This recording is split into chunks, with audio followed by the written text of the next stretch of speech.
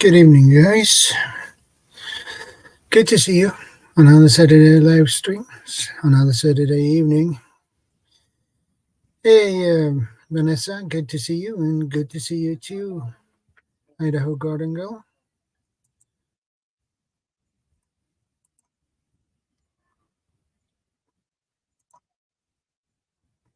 So, how has your week been, guys? I hope your week has been great. Mine has been pretty good, actually. Yeah, my day has been pretty good, actually. I can't complain about that.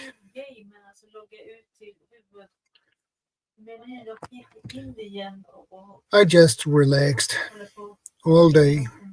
Didn't do much except go for some shopping, but at the grocery store. But that's all I have done today. Hey, PV, good to see you, brother. How are you doing?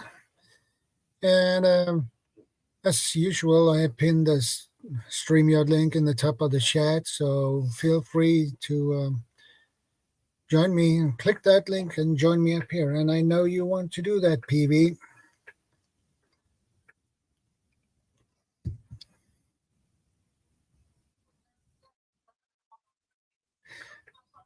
That's good to hear, Idaho. Good to hear.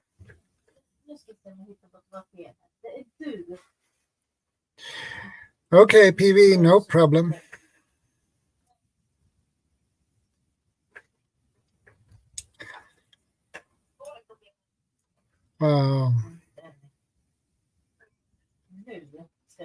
So my week has been good so far. A little bit hectic at Monday, but it is what it is. Hectic at work. And it can be that sometimes. But otherwise, my training, my jiu-jitsu practice at Tuesday and Thursday went well. So I'm happy with that.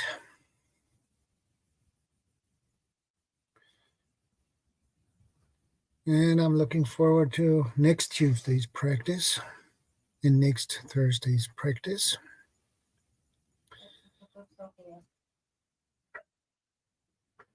And soon, this month will be ended. And we are into March. Time is flying. We wait a couple of more minutes before and wait and see if there is more people who will join the stream before we get into today's topic, which is, by the way, what to do when riots break out in your area. That will be a really interesting topic. And there we have PV. Good to see you, brother. Hello. How are you? I'm doing good. I can't complain. And how are you doing? Yeah, not too bad. Everything is sorted, falling in line. Ordered a load of stuff the other week and it's all arrived. All I've got to do is install it now.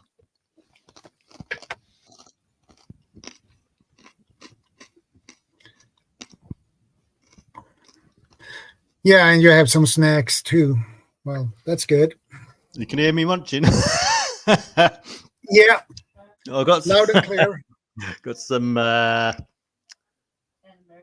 like barbecue flavor peas, corn, and crunchy corn hoops. Okay. So I'll mute it when that I start works. crunching.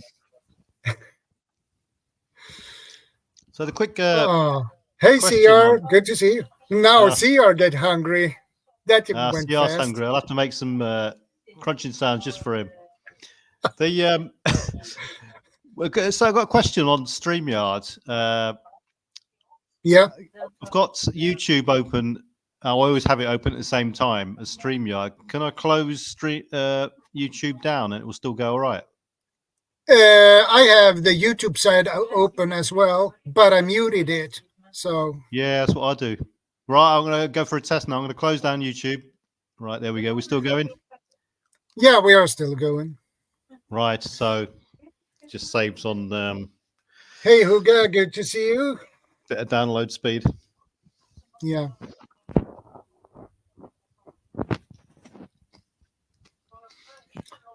How are you doing, Huga? So we've got Huga, Idaho Garden Girl, CR. Yeah. Any more That's in the the house? ones. Good, good, good.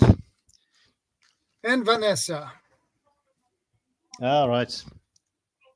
Right, so there's a bit of a delay with StreamYard's comments. Yeah, it's I believe it's 10 seconds or 20 seconds or something. Right, good. So yeah, we're talking about this week riots, is it? Yeah, what to do when riots break out in your area. And I think that is actually a good topic. Yeah, it is. Because most people don't talk about it, what to do or not to do. And some, if you're bad luck and get into a riot when you unintendedly, with unintention, well, you are stuck if you don't know how to get out of it safely. Yeah. So I saw the subject that come up this week when you put it on the sort of the live notification. I've been talking to various people about this subject, so I've gathered some notes for it. A couple of guys I was speaking to. One is a police sergeant. He's just about to get inspector, so he's quite up to speed on it. So I got the perspective from the police side and current information, all that sort of stuff, and spoken to someone who was in a riot as well. So not as in he was participating, but he was witness to one. Yeah. Well, let's say if you have been out and shopping and you are on your way home and you get stuck in the middle of a riot, you don't want that. You are just going back home and right. Yeah. So I think people have got to understand firstly, what a riot is, and it could be anything. The definition of a riot varies from country to country, and in Britain it can be anything as little as 5 or more people. But for it to be declared as a riot formally, it's a massive change there in terms of the budget and the equipment and manpower that gets put into it. So riots come hand in hand with various other activities. I mean, riot could be a spillover from a protest, or it could be a knee-jerk reaction from the public because they don't like something that someone's done, like the police have arrested someone and they don't think that arrest was legitimate, or it could have been an out-of-control gang war and it escalated into something else, and so on and so on. But basically, riots are a super dangerous situation because you basically got a rogue and disgruntled horde of people, and they've already decided, the pure fact that it's escalating into a riot, that anything goes. And if they see you as opposition or you're against them, then beware, because they'll target you as a sort of the enemy thereafter. But in general, most of the time, riots and rioting mobs will target quite common things. They'll target governmental buildings, anything that represents authority, basically, including police, fire service, libraries, council municipal buildings, things like that. Yeah. And then they'll also see the opportunity then to go after shops, supermarkets, shopping malls, as easy sort of plunder, if you like.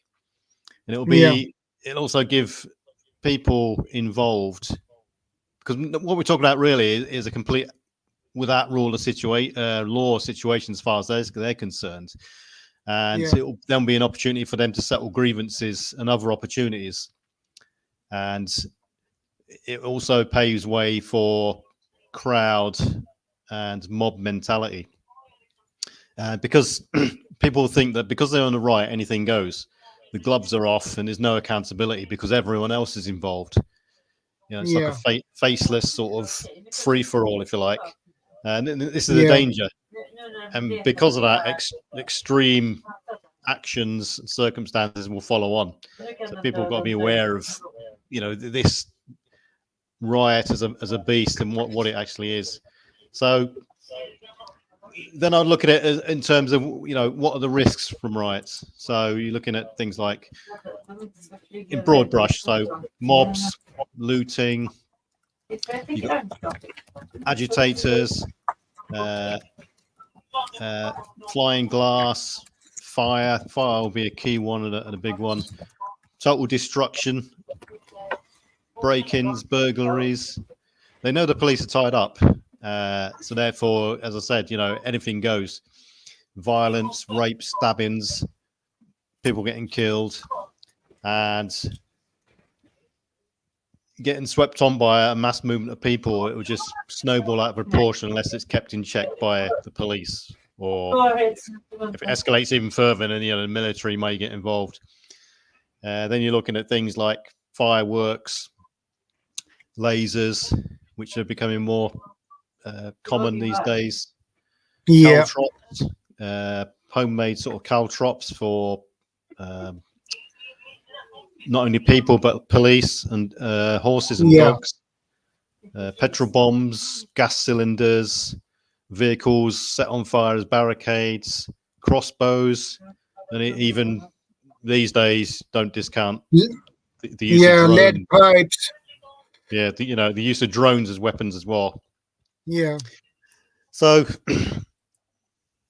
once you've understood what a riot is and the risks behind it, then you can start formulating some sort of contingency. So what to do or what to get if one breaks out. So if fire is a key aspect of a riot, and you could say that fire goes hand in hand with any riot. You look at any riot that's ever gone on, fire is an easy method they employ to inflame things, if you like. So get some firefighting gear. So if it comes near your house, then fire's involved. You've got to have some sort of means to put it out. Fireproof gloves or some sort of strong gloves, extinguishers, smoke alarms, give early warning because you can't monitor everything at once. Some form of torch because these things will probably happen or spill over into nighttime. Have a bug out bag ready. Essential documents with all the your ID in it, your insurance documents, and basically be prepared to get out. Be prepared to have overnight gear to stay overnight or longer, because some people may underestimate the duration of these events. And of course, a good first aid kit as well. So it's sort of basics of any prepper should have anyway. And you might even want to extend that sort of thing into window shutters, roller shutters, or boards for windows if you definitely know it's on its way to you. Intruder detection. Definitely. Because if it's 3 or 4 streets away, there'll be stragglers joining it or leaving it, or maybe taking the opportunity because they know the police got their hands tied, that it's sort of free reign to go and start burgle people's houses. If you are outside or get involved or you're near it, then wear clothes that are robust, that cover all the skin. You might even want to wear a helmet. There may be missiles flying around, bottles, bricks, glass, ball bearings, iron bars being thrown, that sort of stuff. Nuts and bolts being thrown. Have a good set of boots, because you're going to be treading on ground that's potentially got glass on the ground, nails on the floor, and etc. And there could also be irritants in the air like CS gas, Yeah. water cannon, and other stuff like that. And so have some form of defense equipment as well. So that's the sort of contingencies I would adopt beforehand. And then, you know, once you've got yourself kitted out and all that sort of aspect of stuff, you got to think yourself, right, what am I going to do beforehand? So the sort of things you can do now to prepare. Is Daryl there? Hello, Daryl. To prepare, you know, in case it does kick off. And people should generally know there is a sort of broad brush area that these events do take place on. So to do beforehand then. So look at your information streams, watch out for the trends that will initiate an outbreak, watch the news, listen to the radio, monitor social media. There could even be an emergency alert sent out if things get that bad. And people should know, you know, there's various sorts of stages that riots develop. And those are sort of key indicators that you should be looking at. So, you know, and we're seeing some of these things already. This is, you know, it's coming close to home now. So the key indicators will be something like, you know, verbal aggression. I've got a little checklist here that I looked at. So there's six points. One is verbal aggression. So verbal aggression may have existed for a long time with increasing intensity. And we're seeing that on social media now. Well, I am. Economic frustration, dissatisfaction with status, coupled with a gradually changing social organization, having resulted in the increased irritation. We're seeing that now. Like-minded people banding together in various kinds of groups. We're seeing that now, even if it is online as well. And then you're looking at, you know, provocation, flashpoints that trigger off the small pockets of violence. Isolated cases of violence and aggression occur. These are happening all the time, this sort of stuff. And then there's some key incident which triggers off a full-scale sort of mob action. It could be socially triggered, could be triggered by the police. And we've seen all these events hundreds of times now throughout history in areas. So those sorts of key indicators people should be looking towards and monitoring now, especially if they live near, you know, on a high street, near a shopping centre, near government buildings, all this sort of stuff, because it could well spill over into your area. Even if you think you're in a an out of the way village, for instance, you're not immune to it, because these places can be meeting points prior to a large demonstration. And if the government or the police want to crack down on these congregation areas where people are meeting up beforehand, they may want to quell it there and then. So it's not necessarily if you live downtown that you're affected. So look out for information streams is what I'd say. You should start, you know, community bonding, come up with a defense and response plan with your neighbors, and you could make that, you know, into a wider community. But it could be difficult. And then look at, you know, things like into your own sort of house and area, location, prepare some form of escape route. So if you're potentially preparing to be overrun, basically, have more than one escape route, not just out of the house, but out of the area. Identify 2 or 3 roads to get out. Nice. Hey, McBean, good to see you, brother. Hey, Mac. Identify social divisions beforehand, so you get a feel of who's likely to be friendly or not. And, you know, people could, everyone's seen this as well. You know, let's take the political angle for a start. Who's voting red, who's voting blue, for instance.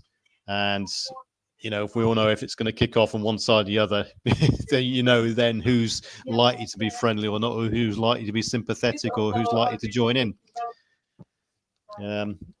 Adapt your first aid kits.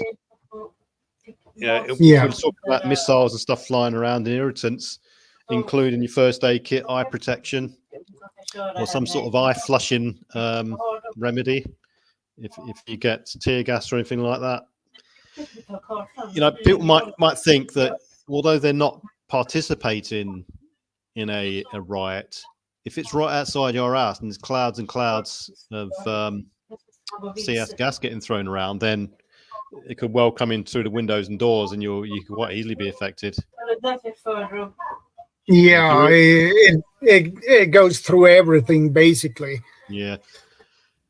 So it's what people got to remember. CS isn't really a gas as we know it. It's sort of a compressed, pressurized particulate that dissipates finally in the air and behaves a bit like a gas. So Daryl says, have you prepared maps with routes out of your areas? I have, yep. I've done videos on that as well.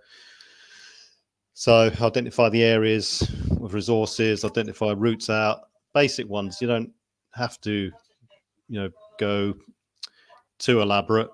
Keep it simple, stupid. And that always seems to work. And, keep it simple because it may not be you who has to navigate out. You're probably going to be driving, for instance, and your wife may have to drive, navigate. So bring it down to the basic common denominator.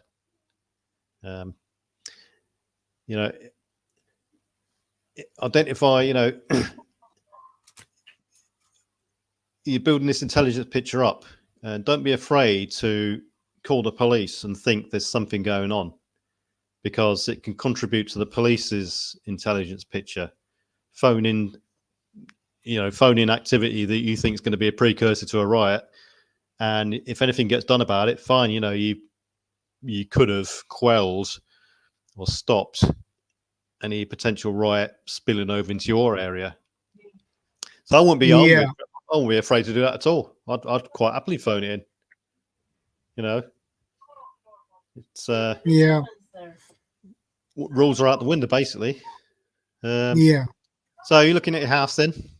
I would start clearing things around the house, your garden, get rid of everything or put things away, anything that can be used as a missile or weapon or anything that's combustible. Stones lying around, bricks lying around, bits of wood, anything, because you get these idiots get swept up along in all this carnage, and they see bricks lying around, or they pick a brick out your garden. 5 meters later, they're bored with it. They'll throw it at something, and your house is a nice, easy target. Or they'll come along and just set fire to it because they think it's funny, and they want to make as much destruction as possible. So clear everything out the way, basically. Get it in. Do a good sweep of the house, the garden, and get everything under cover, out the way, out of sight.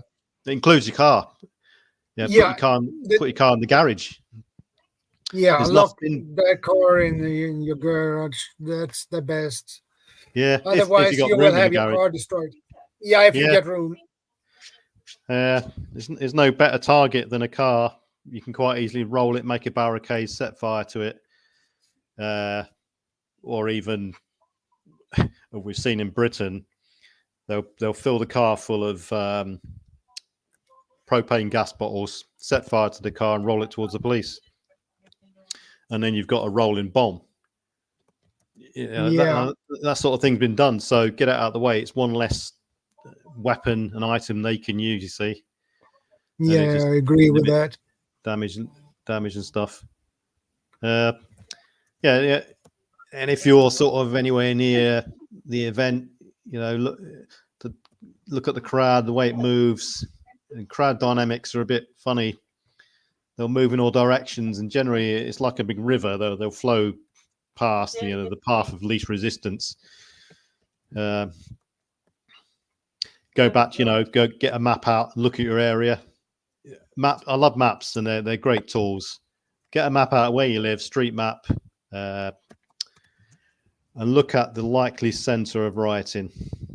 Identify these buildings, government buildings, shops, offices, libraries, anything that's historically been targeted before will likely be targeted again, especially shops. I mean, because they see it as a ticket to do what they like. The majority of the people who participate in these riots, they won't think twice about smashing windows in shops. And we've seen this time and time again. They'll just go in there, Yeah. raid the shop, and come out again. So if you live next to a shop or above a shop, I think really hard about what you're going to do. Yeah. And if you're abroad and you're involved or near a riot, then I hope you've got travel insurance to cover the unrest, because quite a lot of insurance brokers and insurance companies don't cover riots, civil unrest, war, and all that sort of stuff. So No, that is something you have to pay for yourself. Yeah, and that can be very expensive if you have a bad luck. You got to basically do your research on the way you go into, look at the political situation, take advice from the government pages, all that sort of stuff. The basic rule is don't get involved. You get involved in a riot, get swept up in it, join in any way, shape, or form, then not only you're likely to get hurt, not only you're likely to get arrested, but you'll be a target in some way, shape, or form. And a lot of people, although at the time they probably think they're untouchable and get swept up along in the mob mentality and the destruction, the unaccountability, but you can guarantee the police will be filming everyone. They'll be identifying people. They'll have dedicated people in the police with cameras so that they'll video people for later on. And they'll even use, nowadays, they'll use drones as part of their surveillance system. When I'm talking about surveillance, they'll put it on high up in the street so they can see the crowd dynamics and where it's spreading to, where they're moving to, so they can counter that threat. Yeah. But I mean, these days that the drones they use, they'll be immune to any sort of. They can stay in there for hours. We're talking these drones, because they're not battery operated. They're tethered. So a tethered drone, unlimited flyability, as long as the operator can stay awake, and they'll just deploy those. Their gang is bigger than the rioters' gang, basically, and they've got all the assets available, all the technology available, and at the accountability at the end of the day, eventually they'll identify people and get them, and they'll take them to court. So, but yeah, your house, if you got lots of glass everywhere and you think it's going to be in your area, start boarding the windows up. It's a precursor. Put things away. Identify a safe room that you can all retreat to. And just be prepared to leave, basically, at short notice. Or if bricks do start coming through the window or things get set fire to, then at least you got some sort of fire extinguisher on hand and stuff to quickly clear it up. It depends how long they linger around your area, and hopefully they'll just sweep through and go away. But they're likely to come back, basically, especially if they identify you as an easy target. It's just 2 secs.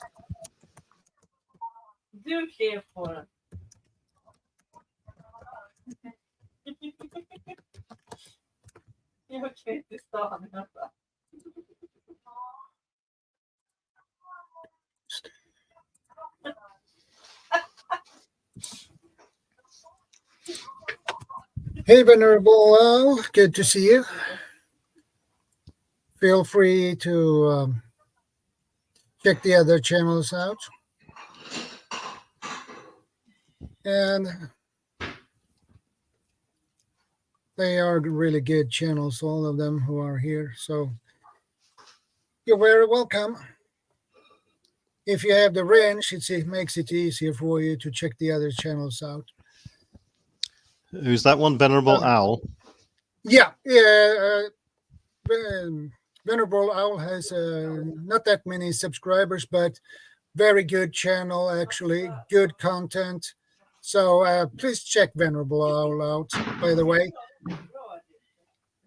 Yeah, I'll have a look at him. Yep.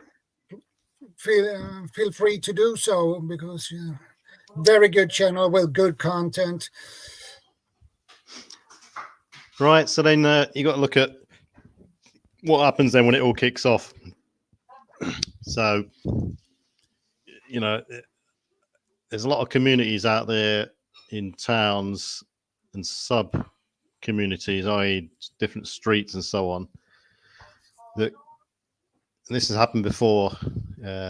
Put their own street barricades up, so to defend their own sort of strip or shops or little community. Basically, don't be mistaken for the actual rioters themselves, because if you are, then they could quite easily become a target themselves. Yeah, Daryl says, I have a good portable radio. Yeah, that said, monitor your information streams. So watch the news, listen to the radio, social media. And like I said, there might be an emergency alert signal sent out, but social media is probably about the best one because it's not filtered by media. It's not distorted in any way, and it's real-time information coming in. And probably the best one out there will probably be X or Twitter, as people used to know it as. Yeah. So yeah, street barricades,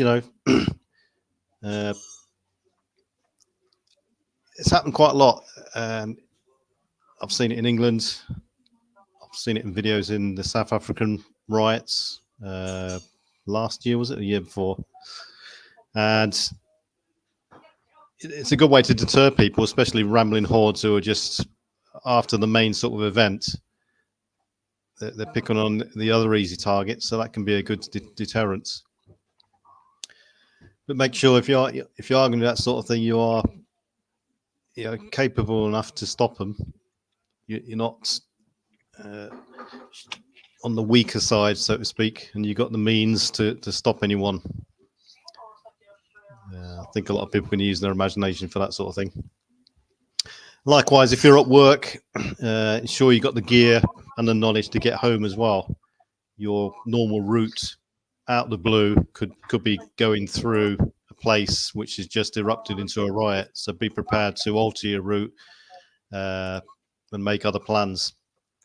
And ensure you got the money for an alternative route, and this should be part of your sort of regular get home plan anyway, and your sort of safety side of it. It could be difficult being en route because you've got to then think on your feet and just be prepared to be flexible, basically. But yeah, riots, they're quite intense, and a lot of things can boil over pretty quickly. It's better off if avoidance is the best option. Keep your emotions sort of in check. Control your adrenaline if possible. You don't want to be caught as the rabbit in the headlights. Take a step back, think, decide what you're going to do, and then get away. Don't get involved. Get involved, you're probably going to get hurt anyway. So yeah, most people get hurt if they get involved in things like that. Yeah, know what to do if you get CS in your face or tear gas. It's and there's a whole host of fairy tales out there about what to do with CS gas and that sort of thing. All this business with milk and all that crap. It just doesn't work, basically. If you get tear gas, face the wind, let it blow off of you, let as much as the particles blow away from you. Don't rub your eyes. You're going to salivate no matter what, so just bear with it, get on with it, and douse as much as you can, rinse as much as you can off your eyes and face with fresh cold water, really. Cold water because it makes it crystallize better. And then that's it, deal with it. Yeah. So Uga says, what do you do? Flush it first. Yeah. Face the wind, let it blow off you, calm yourself down. You're going to be in distress anyway. Your eyes are going to be streaming. You're going to be sort of, your nose is going to be streaming. You're going to have long tendrils of snot hanging out of your nose. Every mucous membrane is going to be salivating, basically. So face the wind and then get some water, fresh cold water, get it out your eyes. Your main thing is your eyes. I mean, once it's out of your eyes, you can run away and get to a safe zone if you can see. It doesn't matter if you're still streaming your nose and your mouth and that sort of stuff.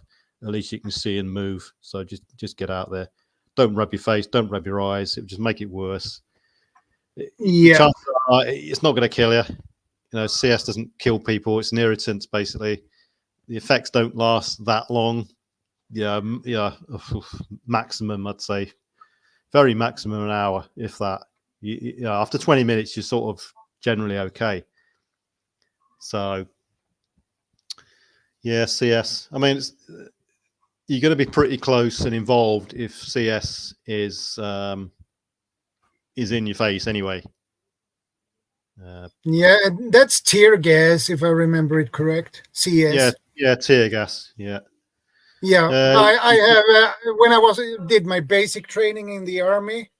Yeah, we had to test our gas masks, and they throw in tear gas in a shed, and they put us all in there, and oh man, that was horrible. I had two large masks for my head, so it leaked for me. So I got all the tear gas inside the gas mask, and that was horrible. I had to go out, change the mask, and get back in to make sure it was tight, sealed properly. And it was. But it was terrible. My throat was itching. I coughed like I don't know, like I got the flu or something. Man, that was horrible. But it's the eyes were just streaming. The tears, streaming. I've seen a grown man cry. It's but once you've been exposed to tear gas, you generally know what to expect. Then you'll never get immune to it. Although I've seen some guys who just haven't flinched. But it's quite rare. But which gas mask filters are for CS gas? I couldn't tell you the code off the top of my head, but most, if not all, military CBRN canisters will filter CS gas. So, worst case scenario, use a handkerchief over your face, but it's your eyes you're more concerned with. And if you can, and you think you're going to get exposed to this sort of stuff, wear some goggles with a seal around the eyes. I know a lot of people, as part of their EDC, carry swimming goggles. Swimming goggles are an excellent sort of eye protector, especially for any sort of irritant, because they got seals around the eyes. Put them on, say the main thing is you can see, you can get out of the area, you can go upwind, and then sort yourself out. It's interesting stuff, actually, CS, because tear gas, even once the effects have gone from your eyes, nose, and mouth, it was the particles will still be on your skin, and later on that day or night or whatever, hours later, you go in the shower, you can feel like as if it's crystallized on your skin. You can feel it still. So even hours later, don't be tempted to rub your eyes or anything like that, because you'll re-react, sort of thing. But that's one small part of what they can use, if you like. I'm not trying to tell people how to mitigate against getting involved, but that's one of the risks of being in close proximity. Yeah. Likewise, what they call them, plastic bullets. They can quite easily be used. They used to call them baton rounds or rubber bullets, shall I say. Yeah, rubber bullets is effective. They're not rubber, they're hard plastic. Oh, And yeah. quite a common tactic is to fire them at the floor so they bounce up underneath into the face of people. So, like I said, you're just better off not getting involved at all. Just, you're going to get hurt, basically. Yeah. I mean, one real threat, I suppose, I haven't really looked into this, but I'm presuming that one real threat would be if you've got a rioting mob outside your house and they're being confronted by the police, then they may well use some sort of sound deterrent device, some sort of sound weapon, if you like, to disperse the crowd. I'm not sure, I suppose there's scope there for that to intrude into the house in some way, shape, or form. But just be aware of it, basically, is the main thing. Yeah. Yeah, so don't get involved, and you shouldn't be at the windows looking out, because you'll get, there's a flying glass threat there. So retreat inwards, go to a safe room, hope it goes away quickly, monitor the news and so on, and just be prepared to respond in whatever happens, basically. Avoid confrontation, keep your head down. If you're out and about, then just walk. Don't run or anything like that, because you don't want to attract attention. Keep calm. Think about what you're doing. Get out of the area. It's not hard to get out of an area. You just, like I said, mob mentality. They tend to flow like rivers. So go off at a tangent, and within minutes or seconds, you'll be out of the main sort of brunt of it, and you'll just be in sort of the loose ends of it then. Yeah. If you're in groups, if you're not alone, you're in a group, your family or whatever, or your group of friends, you don't want to get separated. So, hold hands, lock elbows together, and then get out that way. If you've got kids, don't let them out of sight. Pick them up, because if you're in a fast-moving crowd, 1 minute they could be stood there, next minute the crowd is running because something's just happened, like a fireworks just landed in the middle of the crowd. You don't want to get trampled on, so pick up your kids, put them in your arms. Yeah. Don't use them as human shields. I'm not saying people will, but basically, sticking together will be a priority. And then get away. Don't get involved. Don't take sides. Don't stand out. Don't help out. Stay close to the edges. Don't go into the middle. So, stay close to the walls. Use barriers. Avoid bottlenecks. If you're swept up into this stream of people moving, it can get, quite dangerous. You also got a crushing hazard there as well. Likewise, if you're caught up in a car, if you're in a car and you inadvertently drive into an area which is rioting, which has been done, don't get out of the vehicle. Your vehicle is your armor. Assess the situation. Obviously, lock the doors. Yeah, but obviously, if they're around you in the vehicle, they're starting to push it so it's going to roll, then that's your call. But get out of the area. If you think your life is in danger by an angry mob that's targeting you, then I'm not going to advise anyone, but I would just drive over people, through people, whatever. Get out of the way, and I can give you loads of examples of this has happened. You get dragged out of the vehicle, next thing you know, you're the victim and you've been killed. So, yeah, so that's the point of locking your car and doors on your car. Yeah. You could be on public transport. You could be on a bus, for instance, and caught up in it, or a train that's driven through an area. It's stopped because of some sort of signal failure because of the riots, and the next minute the train's being targeted. So, yeah, it's a flash situation. It really is. Then you should modify your EDC if you're commuting backwards and forwards to work, or you're going on a trip and you're using public transport in accordance with the situation on the ground. So, everyone should do this before they go out anyway. Look at they should be aware of what's happening in the news, current affairs, and all this sort of stuff. Just about, Saturdays and Sundays is the key sort of times in any big city these days for people to have demonstrations and for the potential for that to spill over into riots. So all the indicators are there. Likewise, you may not be living in a house. You could be living in a trailer park, mobile home, boat, prefab house, block of flats.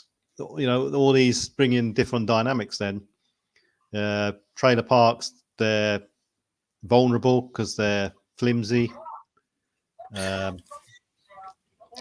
Mobile homes again, but you have the potential to just drive away there. Block of flats are pretty a different sort of thing altogether, really. They're pretty helpless if targeted or surrounded by an angry mob, or in the vicinity of, because as we all know that these mobs and rioters, they like fire. They'll set fire to anything, cars, tires, they'll start rolling them around, barricades and so on. And if the flats you're in are torched, then you've got problems there. I agree with that. If you haven't got the firefighting gear, or the fire has developed into such a state where you can't tackle it, the fire brigade are going to have a problem getting to you. And then, amongst a riot, that's just a nightmare scenario. So it could be a call, identify early and get away. It's very difficult, that scenario. I mean, we've only seen another reason you should have a fire extinguisher in your house. Especially a couple of them would be a great idea. Yeah, but like I said, it depends on the people you're living with in the flats. Yeah. If they're all on the same song sheet, then you might all band together and go downstairs to protect the flats. But if they're not, and you're not in that scenario, then you may not notice the fire early enough, and it's developed into a fire too big for someone to handle with a couple of fire extinguishers. Yeah. So difficult, very difficult. Yeah. Likewise, so if you're in you could be in any sort of abode. You could be in a house, flat, trailer park. Think about what you're going to do. I'm talking in general, I'm not just talking to you, Shadow. People have got to think about what they've got to do with other people who are trapped in the crossfire and have got nothing to do with the riots at all. These things are relatively short in duration. There might be just a one-night job, a weekend job. Not many riots develop into the 5-day plus scenario. So if someone is caught in the crossfire and they're trapped, are you going to take them in? People will be if it is a situation where people are trapped, they're going to be knocking at doors saying, let me in, help me, on nothing to do with this and all that sort of stuff. Who, are people going to take them in? It's the individual's call. Like I said, because it's only a short-term scenario, then I can't see anything wrong with taking people in, but you've got to weigh up the odds. Who are you letting in? The noose of law and order has gone out the window for these people. They could be acting as a ruse to get into your house, and then they can do what they like then. So again, beware to people out there. Yeah. So again, these situations are extremely toxic. They're extremely they play heavily on the mental mind, and it's going to be a nervous, distressing scenario for anyone because you've got the unknown factor. You could be the most tooled up, hardest man in the world. You're not going to overcome a crowd full of 200 rioters that are all sweeping across the area, taking every house out, because the scenario could be they're taking out all the people who live in a certain area because they are rich, and the riot is because the division between rich and poor. So they'll vent their anger on those people. It's very, very difficult. So it's going to be a stressful situation, basically, and there's scope there for PTSD to kick in later on. So have some sort of calming measure. Realization is the key. It's not going to last forever. It is a flashpoint scenario. Yeah, you probably, the wife's, the kids, and the pets are going to be the ones that will probably suffer the most mentally. I'm not saying women are the inferior mental minds. Most women are mentally stronger than blokes, but a lot of people like to shield their wives away from danger because they're the provider and the man of the family. Pets is a big one, because it's easy these days to get fireworks, and lots of fireworks get thrown around. You know what pets are like with fireworks. They really does affect them.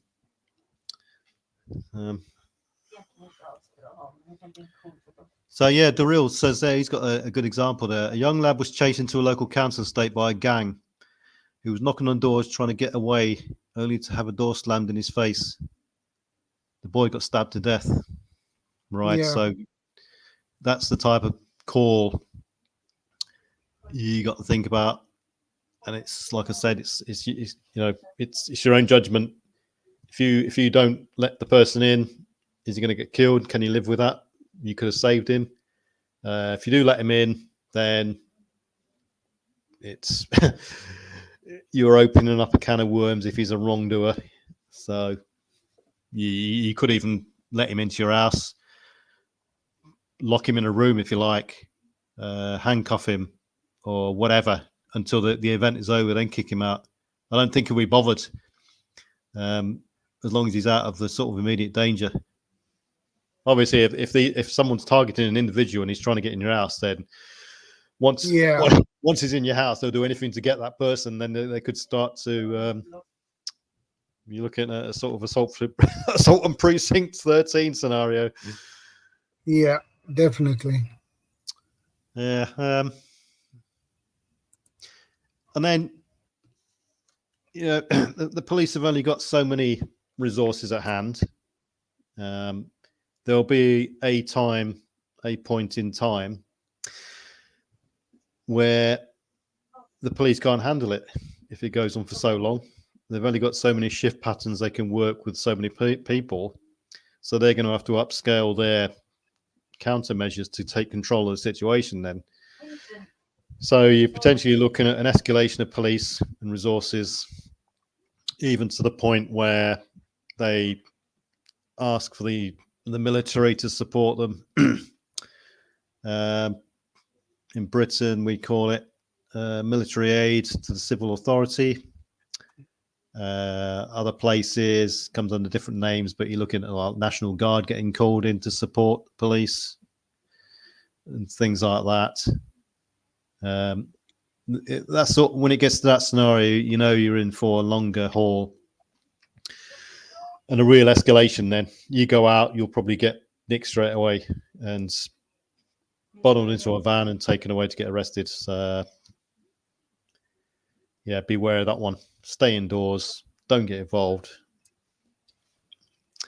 I agree. It's a very bad situation. Yeah, it is. I remember a couple of years ago, there were riots in Gothenburg. What they did, they were several hundred people in that riot, and that was on the avenue in Gothenburg. Uh, and what they did was on sidewalk there were cobblestones. They dig those up and throw it to windows on the shops and the stores, and the police came and they throw those cobblestones again to they throw those cobblestones against the police too. So, and the police were not happy because they had they mounted police and they had riot gear. So they put on the stand was standing on a line, basically the police and in the riot shields. So that was really nasty thing. And I think they used tear gas and they used probably water. They had water cannons too, I believe. I don't, Yeah. but that was a long time ago. And people have got to consider then the secondary effects of this sort of disruption. It could be a scenario where the intelligence of the police and government have found that all these things have been organized through various mainstream media channels, and they may then even shut down mainstream media and the whole of the internet in that area to stop any sort of organization and information between the actual rioters themselves, because you can guarantee if it's an organized riot, there'll be someone there controlling it. So be prepared for a media blackout. Be prepared for unknown, sort of unusual actions by the government and the police. And unless you're in the know and you're organising the counter riot actions, then you won't really have any reason to know why they're doing what they're doing. It might seem irrational, why they're blocking off that street and not that street, but there'll be a reason for it. It's not some form of conspiracy, and that sort of thing has been speculated about in the past. So yeah, be prepared for media blackouts, social media blackouts, internet blackouts. So your phone will go down, probably. It may do. Yeah. And likewise, if things start burning out of control and things start to escalate, infrastructure will deteriorate. Prepare for the lights to go out as well. It can quite easily affect. All someone's got to do in a big riot is look left. Oh, there's a transformer station there. I'll throw a petrol bomb at it. Next thing you know, it's taken out all the power. So Molotov cocktails. Yeah, contingencies for blackouts as well, because they may well go hand in hand. And who's to say that none of this scenario I've said is true?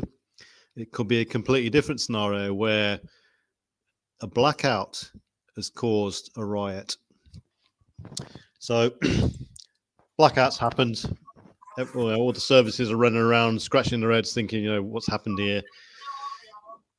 Instant ticket for people to go out there and loot and take what they like out the shops, and it then develops into a riot, all because of a period of blackout. So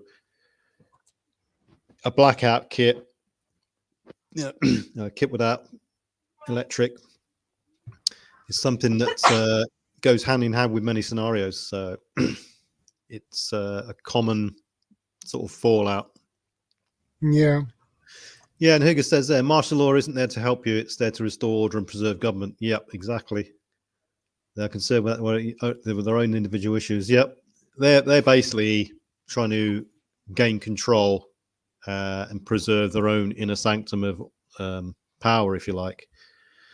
Which I suppose is right, because unless you've got some sort of social framework of law and order, then where do we go from there? It just escalates into complete chaos, and who knows where it'll stop.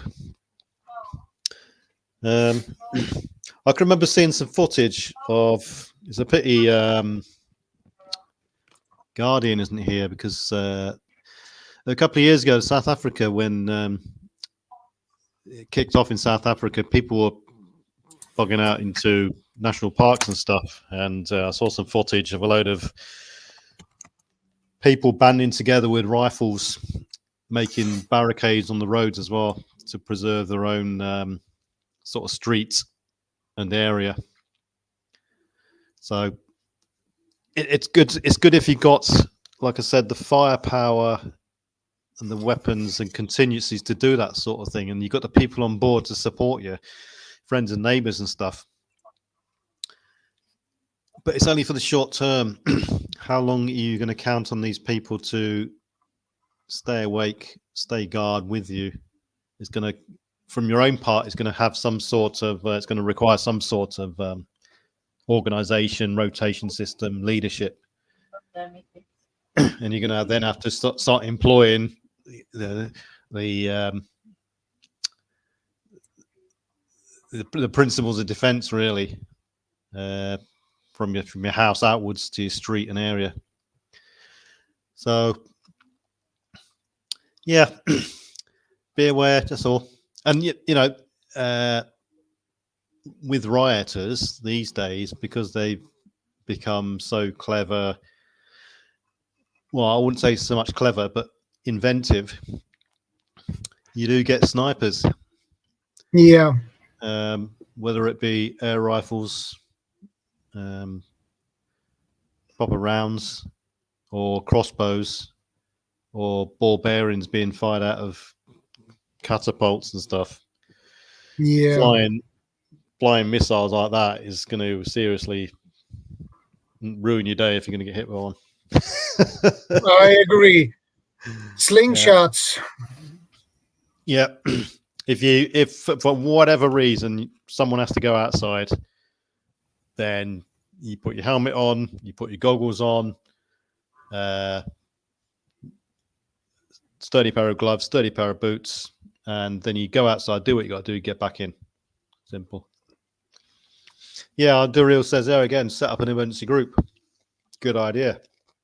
You know, we've been saying for weeks and months now, you know, community bonding, get to know your neighbours, chat to them, you know, what you're going to do if this happens, that happens. It's all, you know, part of bonding and making your location and area more robust, really. If you can all be on the same song sheet, then why not band together? Strength in numbers and all that sort of stuff. Yeah, Especially and if you don't live try to be Rambo or someone else. That doesn't work. No. That will definitely get you killed. No, I mean, there's nothing wrong with standing your ground. But don't, you know, go forward and get Hey, involved. Bushcraft family, good to see you, brother. Emergency comms, like Durrell says there as well. Yeah. If the power does go out and you've lost your phones because they've clamped down on, then, you know, who are you going to call? How are you going to call? CB, handhelds, FRS radio, stuff like that, or handheld walkie-talkie. Fine, but if you've got no emergency pre-planned method of talking to someone, you're just going to be talking blind on the radio. So set this sort of thing up beforehand with people. Yeah, cool, Ghostbusters. Yeah, that is a good one. So, likewise, you got to be aware of your actions as well and repercussions thereafter. If you start going out targeting individuals specifically because you know they're like key instigators at your property or whatever, and they get away with it, it's highly likely at some point later on, after the riot, at some point, there'll be a long-term grievance there, and they'll come back and brick your window, put your doors through, burgle your house, set fire to something, and so on. And I've seen lots of reports from previous riots where people who have been caught up in riots near their house and stuff, they've ended up just leaving. They've just sold up and moved somewhere else, basically, because they don't want to go through that sort of scenario again. That is understandable. I wouldn't blame anyone for that either. I don't blame them either. I'm hearing all too often these days, because the world is going to a bowl of chalk. I don't see anything wrong with leaving an area you're in, moving to a better area. The situation where, fine, if you want to continue living in a load of crap, fine, continue. Well done. Here's a medal. Here's a cigar. Crack on. What you're going to change? This day and age, the police have got such limited resources. They're few in numbers. They're more reactive than anything because they've got so many things and issues on their plate that, you get to your 50s and 55 plus. Yeah. Too late. You've lived beyond the point in which you can make a real difference. Just get to a better area. Let them get on with it. It's all a pile of grief anyway. Yeah, London, the big cities. Well, you see, it's not like I said. It's normally the big cities that are involved, but it's also other areas. If it's, let's say, an ethnically motivated riot, then it could well be the ethnically majority or problem areas that will riot as well. And some of these areas may not be big cities, you see. Likewise, if and we've seen this as well beforehand, if a riot kicks off in Paris and you've got some sort of movement going on, then New York will start rioting, LA will start rioting, Gothenburg will start rioting, London will start rioting. They have a habit of all following on because they all think they agree with some sort of methodology or ideology, Yeah. I mean, if people in their families, they've got to have the hard word with themselves and their family.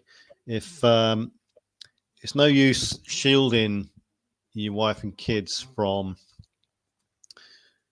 the real world, when you can see the writing on the wall and the trends developing for future strife, trouble, riots, and so on, you've got to tell your kids, and brief them in such a way. I'm not talking about any military briefing. Right, eyes in, looking. I'm talking about some sort of. Everyone's got their own methods, but make them aware of what really goes on in the world, what can happen, and you could even mold it into some sort of game, if you like, where when you think things are going to kick off, if it's part of your plan to get out, then you brief them. Hey, Ark Waldman, good to see you. Hey, Ark, man.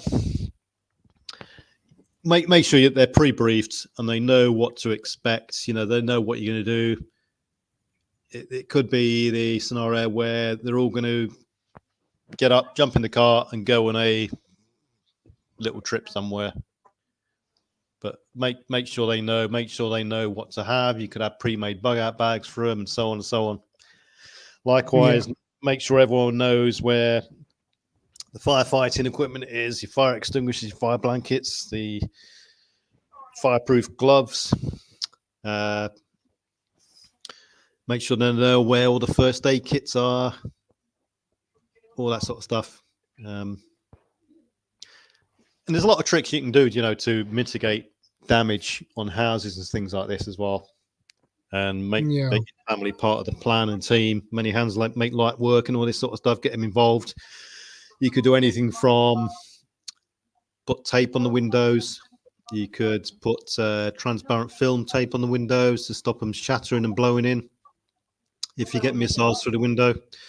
You could put shutters on the windows, board the windows up, roller shutter blinds, bars on windows. There's loads of things. Fireproof curtains, thick curtains to stop windows getting flying glass, basically. Yeah.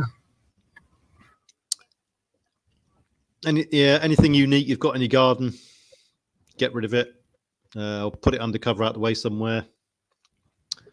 Keep your batteries topped up. So be prepared, basically. If you haven't, some people haven't got the means to get away. Someone's joining us here. Yeah. Hey, Nancy, good to see you. Hey, Shadow, how you doing? Doing good. How are you doing? Doing good. Is that CR up there? No. CR is here. This is PV. Good to meet you, Nancy. Y'all's names. Parents, how you doing? Yeah, good. Yeah, okay. That's good. I told Shadow one Saturday I'm gonna surprise him and come up on panel. Good.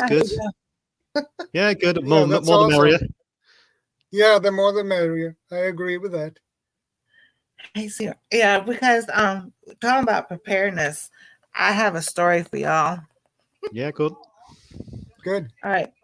And this happened this morning.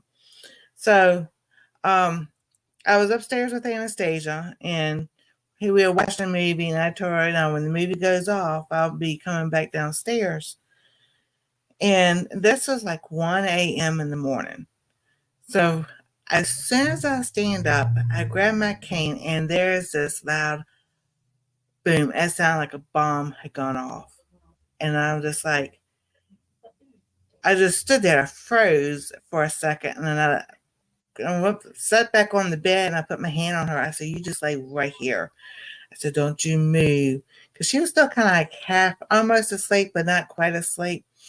And I heard her dad come to the bedroom door, and I had gotten up, because when I'm up there with her, we lock the bedroom doors, because upstairs, if you're in the front, you don't hear anything in the back. In the back, you don't hear anything at the front. But if it's on the side of a townhouse, everybody hears it. So if someone happens to break the glass out of our back door and comes in, we're prepared. So I get up. He looked at me. He goes, was that y'all? I said, no. I'm like, I know it wasn't y'all. And my daughter-in-law, I'm laughing because my daughter-in-law was in the bathroom. She goes, oh my gosh. I say, were you in the bathroom when that happened? She goes, yes. We don't know what it was. They turned out, and we had a hall light on for the steps. They turned that off, turned the kitchen light off, and looked out the window. They didn't see nothing. They thought maybe a car had slammed into the building across the street, or a car slammed into another car. We have no idea, but I'm just like, we think of, the end of the world and stuff happening and everything, but things that can happen around your home that you don't know that you think of to be ready for. So Did you I was like, did you find out what it was? no, we still don't know what it was. There was no, after it happened, usually, we can wait because we have a fire department 2 blocks from us. There was no fire engines, no cops came around, nothing. So it's like, I think that's the government. That is weird. It was the weirdest thing, but I'm just like, it was so loud, it shook our building. That's how it vibrated. So And these days, you just don't know what's around the corner. Like I said, it could be happening at any time. So, what do? You check the media and stuff like that, news? Yeah, there was nothing on the news. Nothing. In our area, they don't ever put anything on the news unless it's, a cop being shot or something. It was a big bang, was it? Yeah, it was 1 a.m. this morning. Was it any chance it was an aircraft supersonic or anything like that? You know, it could have been, because my son said that they've been flying planes a lot here lately Right. during the day, because they work in a warehouse that they, it's kind of like not out in the boonies, but it's further out of the city, so they see a lot of things when they're like when the army and them are practicing and everything. He goes, so here lately they've been doing a lot of flyovers and practice stuff. And so that's why he made the comment. It could have been the government. Well, one thing to check, you can pull up Flight Radar 24. That's a live flight tracker. So flightradar24.com. There's various ones. The ADSB Exchange, Flight Radar 24's .com is quite a good and easy one to use. So if anything like that happens again, it could be some sort of aircraft on a quick reaction flight, or anything like that. Right. It's something to rule out, basically. So put your mind at ease. So you can go down some sort of other investigative route. Let's read a comment out there. Slippery Pickle. He says, 2 years ago, there was something like 1 million people rioting by my place for a week. It was crazy times. Right. That is a bet it serious was scenario, that is, for a week. I can imagine the amount of right. So that's a scenario that we haven't really talked about then. So a week's worth of rioting. So the implications of that, you've got no police on the streets because because they're tied up in the rioting. Crime is going out of control even further because everyone's cottoned on the fact that there's no police, and people who haven't stocked up with any form of preps or food are starting to run low, so they want to go to the shops at this stage. Well, that's precarious because you're going to be targets. The shops might have all been looted. It'll be interesting to Slippery Pickle put some comments in there. What sort of trouble there was. Was there shopping troubles, burglary issues, anything like any escalation, that sort of thing? Was there limited movement on the streets and stuff like that? That's have enough supplies to endure these events is a key point as well. Schools will be out probably, so you're gonna have to entertain your kids for another week and so on. But the ironic thing is, where we live, it's like maybe 100, maybe 150, 200 yards from us. There's a light pole that the local police put the sensor there, so when there's a shooting, they can pinpoint where that's at. All right. And we have people who like to light fireworks off, because at first I thought it was like, what's that firework? That makes a big boom like that, but it wasn't. Yeah. And then now, before our governor signed in constitutional carry and did away with you had to have a weapons permit, there were shootings. There was, on the here we are, there's a street and there's another set of apartments, and it was always those apartments and everything. But since he's done signed all that in, the shootings don't happen anymore now that we're on here, because now they know people can carry, and they don't, you don't know who's carrying because it's constitutional carry, and he's done away with the concealed weapons permit.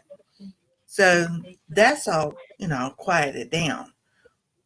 But that last night, that 1 o'clock this morning, when it goes and it's a boom, it was like so loud, and then it stuck.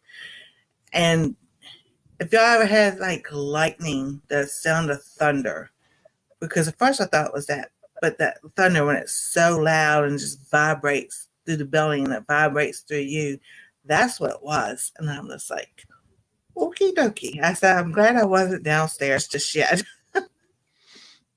Yeah. So it's But never happened before. not here in this apartment that we're in. Right. So it's Right. Yeah. happened. You know, think of if when you watch Cops Online and they have that ramming thing that they could ram into doors and everything, and it makes. But Yeah. it kind of was that sound, but it was a whole lot louder. Yeah. Interesting. So it's Yeah. like, Yeah. I mean, yeah. The first thing I would have, I obviously didn't hear it, but it could be anything from a sonic boom to a car crash because they make quite big noises, remarkably loud. Train wreck, all sorts of scenarios. Like you say, it could have been fireworks, I suppose. yeah, and I mean, it sounded because it was like they said it was on the side because that they looked at where the stop sign is to look to see if there was a car wreck right there, but they said there was nothing there because when you look out the kitchen window, you can see down the road. Yeah. And I was like, well, if it was a car wreck or something, at least fire department, because that fire department comes, I mean, it's right there. No fire, no police, no sirens, no nothing afterwards. So, So did have you got neighbours? Did you speak to the neighbours and all that sort of stuff? Were they awake? no neighbors came out, nothing. Oh, right. That's So weird. everybody was, I know that's weird because we have a neighbor and he gets spooked on the littlest things. He always comes knocking, but now we didn't hear nothing from him at all. Yeah, interesting. It was So like, this is Yeah, interesting. it's a sort of scenario completely out of the blue, unexpected. You're then in a situation, what's happening. You're looking around. It could be anything from a burglar, home invasion, shooting outside, car wreck, train wreck, exactly. aircraft. I'm gonna mute and go quiet for a minute. So everyone in their household should be on high alert. You're all discussing with each other what it was. Check social media, TV, and all that sort of stuff. Radio. The neighbours, well, I thought would have, talk with your neighbours and stuff like that.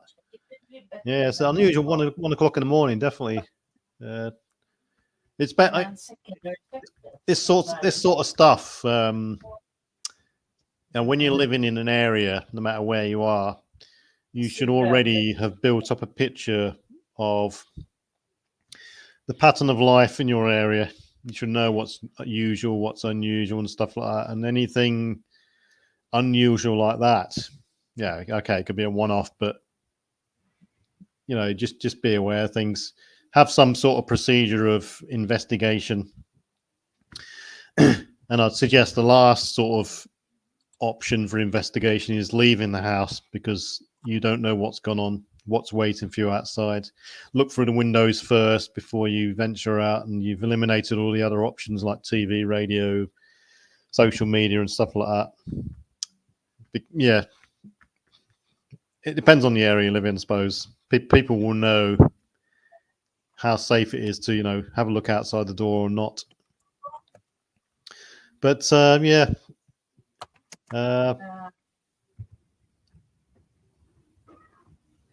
Different weather conditions could impact on your actions as well. If riots kick off, it could be freezing, snow outside, ice on the ground, or it could be a red hot sunny day, and they've all got their different dynamics. Such as, if it's hot, starting a fire and setting fire to things isn't going to be a problem. It's going to be a lot easier. If it's cold, then you'd probably bank on the fact that it isn't going to last as long because people are going to get fed up, especially if it's raining, cold and miserable, and then they're going to start to thin out after a while. Because people, riots could come in waves, you see. So wave one could be a day, daylight hours or nighttime hours. People get tired, hungry, thirsty, etc. They're fed up with or tired. They've been confronted by the police. They've been water cannoned. They've been tear gassed. Their ears have been ringing because it's a loud scenario. Fireworks have been going off. And then they'll all peter off for a while. there'll be the odd little skirmish and so on. Meanwhile, and then later on the following night, for instance, it will re-emerge again because their grievance hasn't been sorted out. Media might have inflamed the situation by sensationalizing various things, depending on what point of view they take. And then wave 2 will be the following night, and wave 3 could be the following night, and so on and so on and so on, until there's no infrastructure left on the ground. There's no shops left because they've all been torched and looted. The police ain't there ever because they're regrouping, restocking, feeding themselves, changing shifts, and all this sort of stuff. A lot of people think that when a riot kicks off, that the police they're facing are just a pool of police they've gathered from a police station. In other words, it's not a case of if you're on a police station, it's not a case of there's a riot down the road, get your gear on, we're off. It's not that sort of a reaction.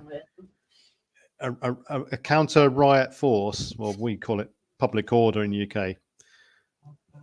When police get into a public order mode, these policemen, police officers, shall I say, it's women as well, they are people who have gone through the proper training for riots and public order. So they're people who have volunteered to take the training, and they're people who have also been recommended to take the training. So these rioters aren't going to be squaring up to the average copper or the average policeman. They're going to be squaring up to trained police that have had a week or more training every year, specifically in this scenario. So that's one thing to think about, and if you're in a house and you see a wave of police coming past you, it's not any of Tom, Dick and Harry. It's well-trained police who are there because they want to be there. They're up for the fight. They're up to batter some heads if they need to, because they're humans at the end of the day. They want to go home. They might be on overtime, fair enough, but they're a force to be reckoned with, and they're organised, and they've got all the resources available to them. So don't, if you're in a house, think that it's just the police and they're the enemy. They're there to gain control of the situation. It doesn't matter whose benefit it is. The main thing is they control the situation, and it's quelled down so that you're in a safer scenario, basically. If the police make the trouble go away from your area, fine. That's the result you want. Don't vilify them is the key point. Right. Okay. So you dropped the link to Venerable Al. We'll see. Yeah. Roger that. He has only 18 subscribers, and Right. I think he deserves a lot more than that. So please subscribe. He has awesome videos, really good videos, actually. Right. Yeah, I'm just on his channel. I'll have a look later or tomorrow. So, yeah. So, yeah, as Daryl says there, do not put more wood in the fire, stay away, and do not make their work harder. Yeah. I agree with that too. Don't start. A lot of people want to become famous in various aspects these days. They like to get the cameras out and the phones out. There's a riot going on outside my house. I'll start filming it and stuff. If you're going to do that, fine. Do it from behind a window or stuff like this.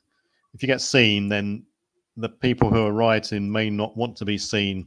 So then you're immediately a target. You've seen their face on camera and so on. You don't know what they're doing, so they might then turn on you, you see. Likewise, if people want to start filming this sort of stuff, then they're putting themselves in unnecessary danger for the sake of more likes, shares, subs, and this sorts of stuff. Crack on, it's if people are going to do that, then they're the ones that they're putting themselves in danger, really.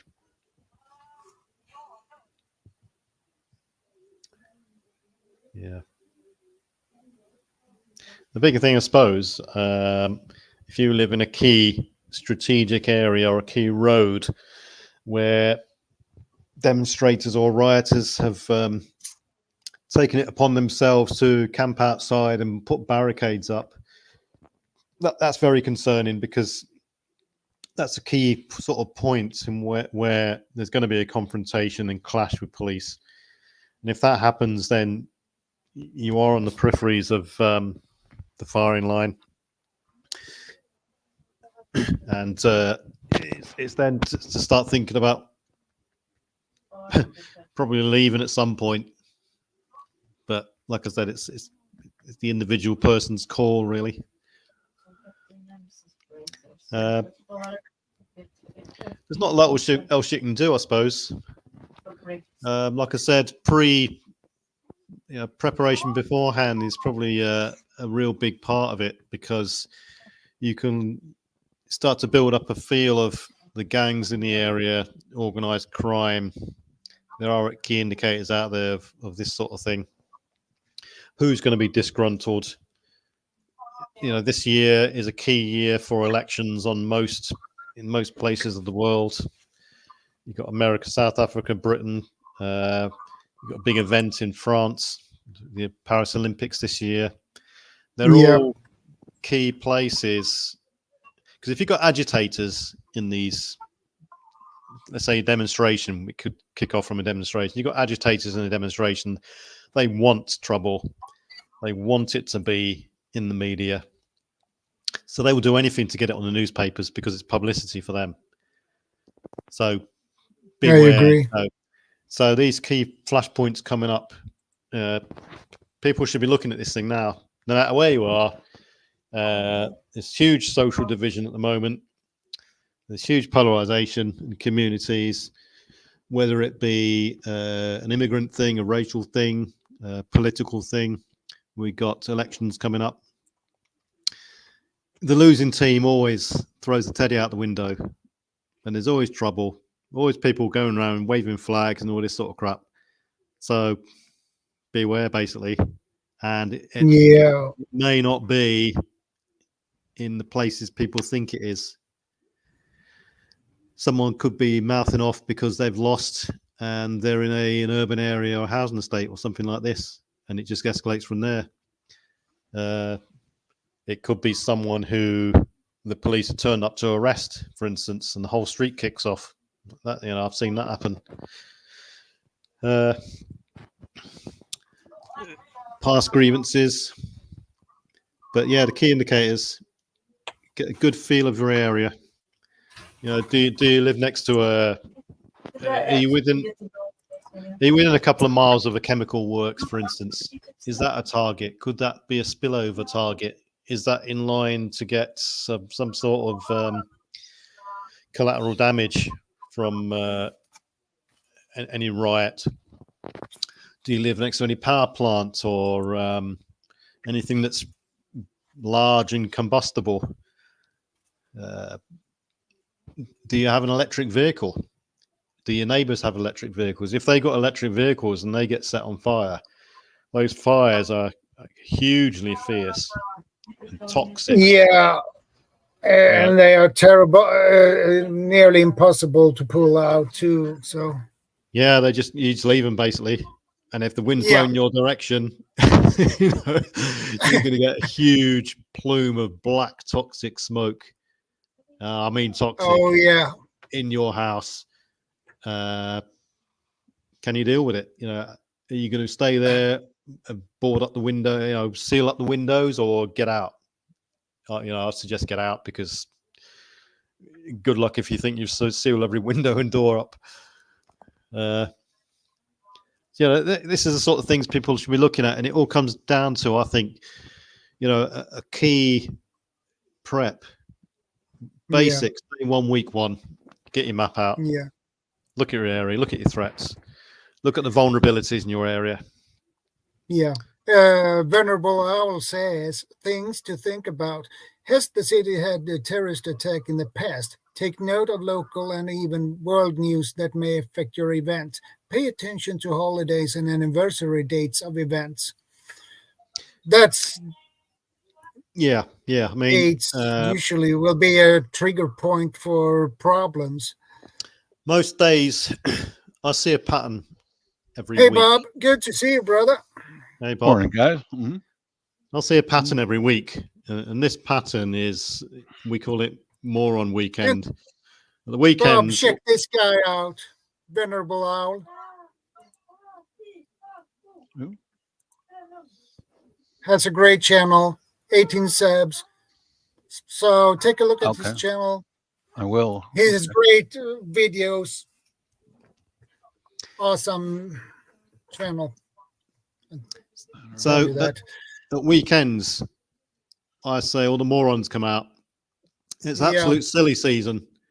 It's the opportunity for everyone. I'm not tagging everyone's a moron. It's just a loose term I use. Everyone works in the rat race. It's their time off to let their hair down and so on and so on. This is a sort of pattern of life people should be thinking about.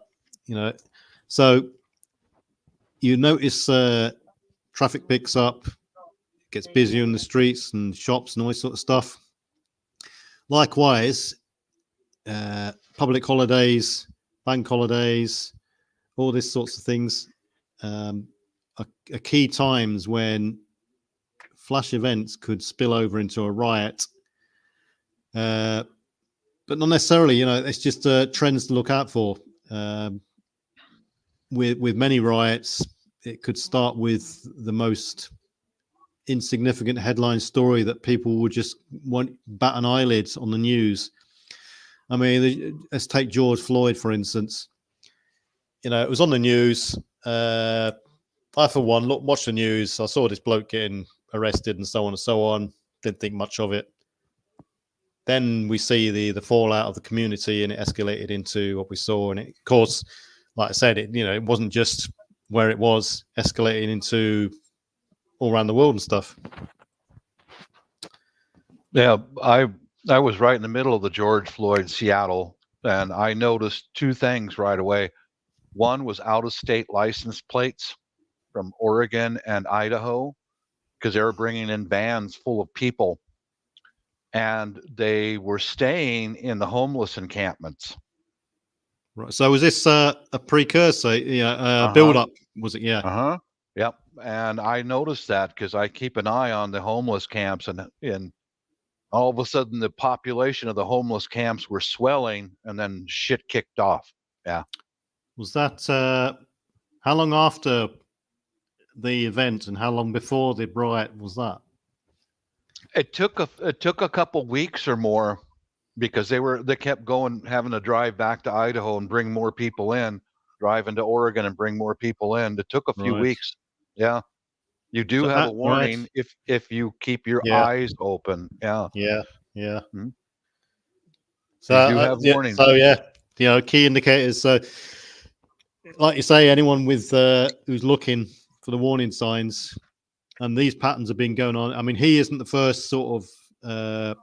That isn't the first event that sparked a riot before. There's been other instances like that that's kicked off riots beforehand. Yeah. So trends. Yeah, definitely. Yeah. Watch the population of your homeless camps and out-of-state license plates. That's your first indicator right there. Something's going on. Right. Yep. Yeah. And the media will start kicking off and escalating things, stirring things up. They sure do. They love that stuff because it sells newspapers, as they used to say. Sells papers. Yeah. Yep.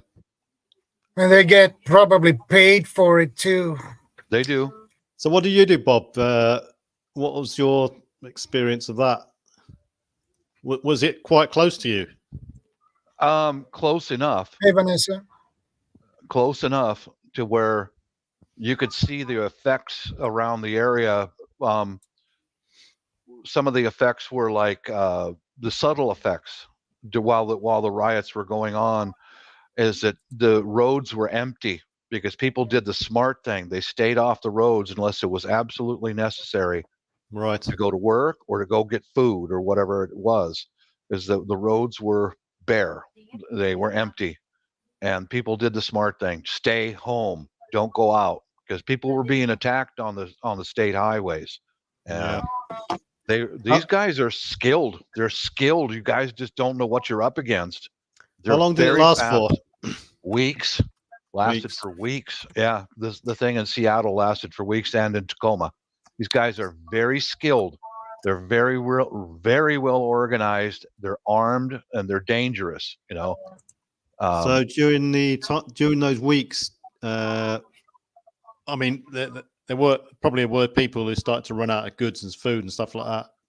Did they chance it to the shops and stuff? Yeah, I would say that the Seattle and Tacoma. I don't live in those two cities. I'm out in the burbs, and they were the first to get attacked, and they stayed there rioting for a long time. And I imagine most people didn't only have 2 or 3 days of food in their house, and they had to get out and get food. We're not like that. We're good. Yeah. And I was now when they moved out into the suburbs, what they did, listen carefully, guys, when something's happening, this is how they did it here in Seattle. They kept rioting day and night, and they got all of the law enforcement physically exhausted. They had to go from city police to county, then to state police, and they wore those guys out. And they know what they're doing. They're very good at this. They got law enforcement exhausted. A lot of them were injured, and then right then is when they went out in the suburbs, and that's where I live.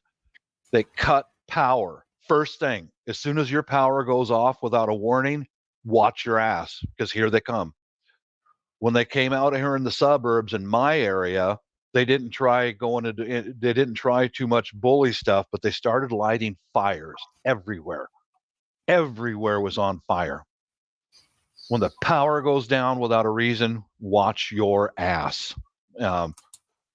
But our power went off for me for 3 days, and I was talking to a fellow in a coffee shop the other day.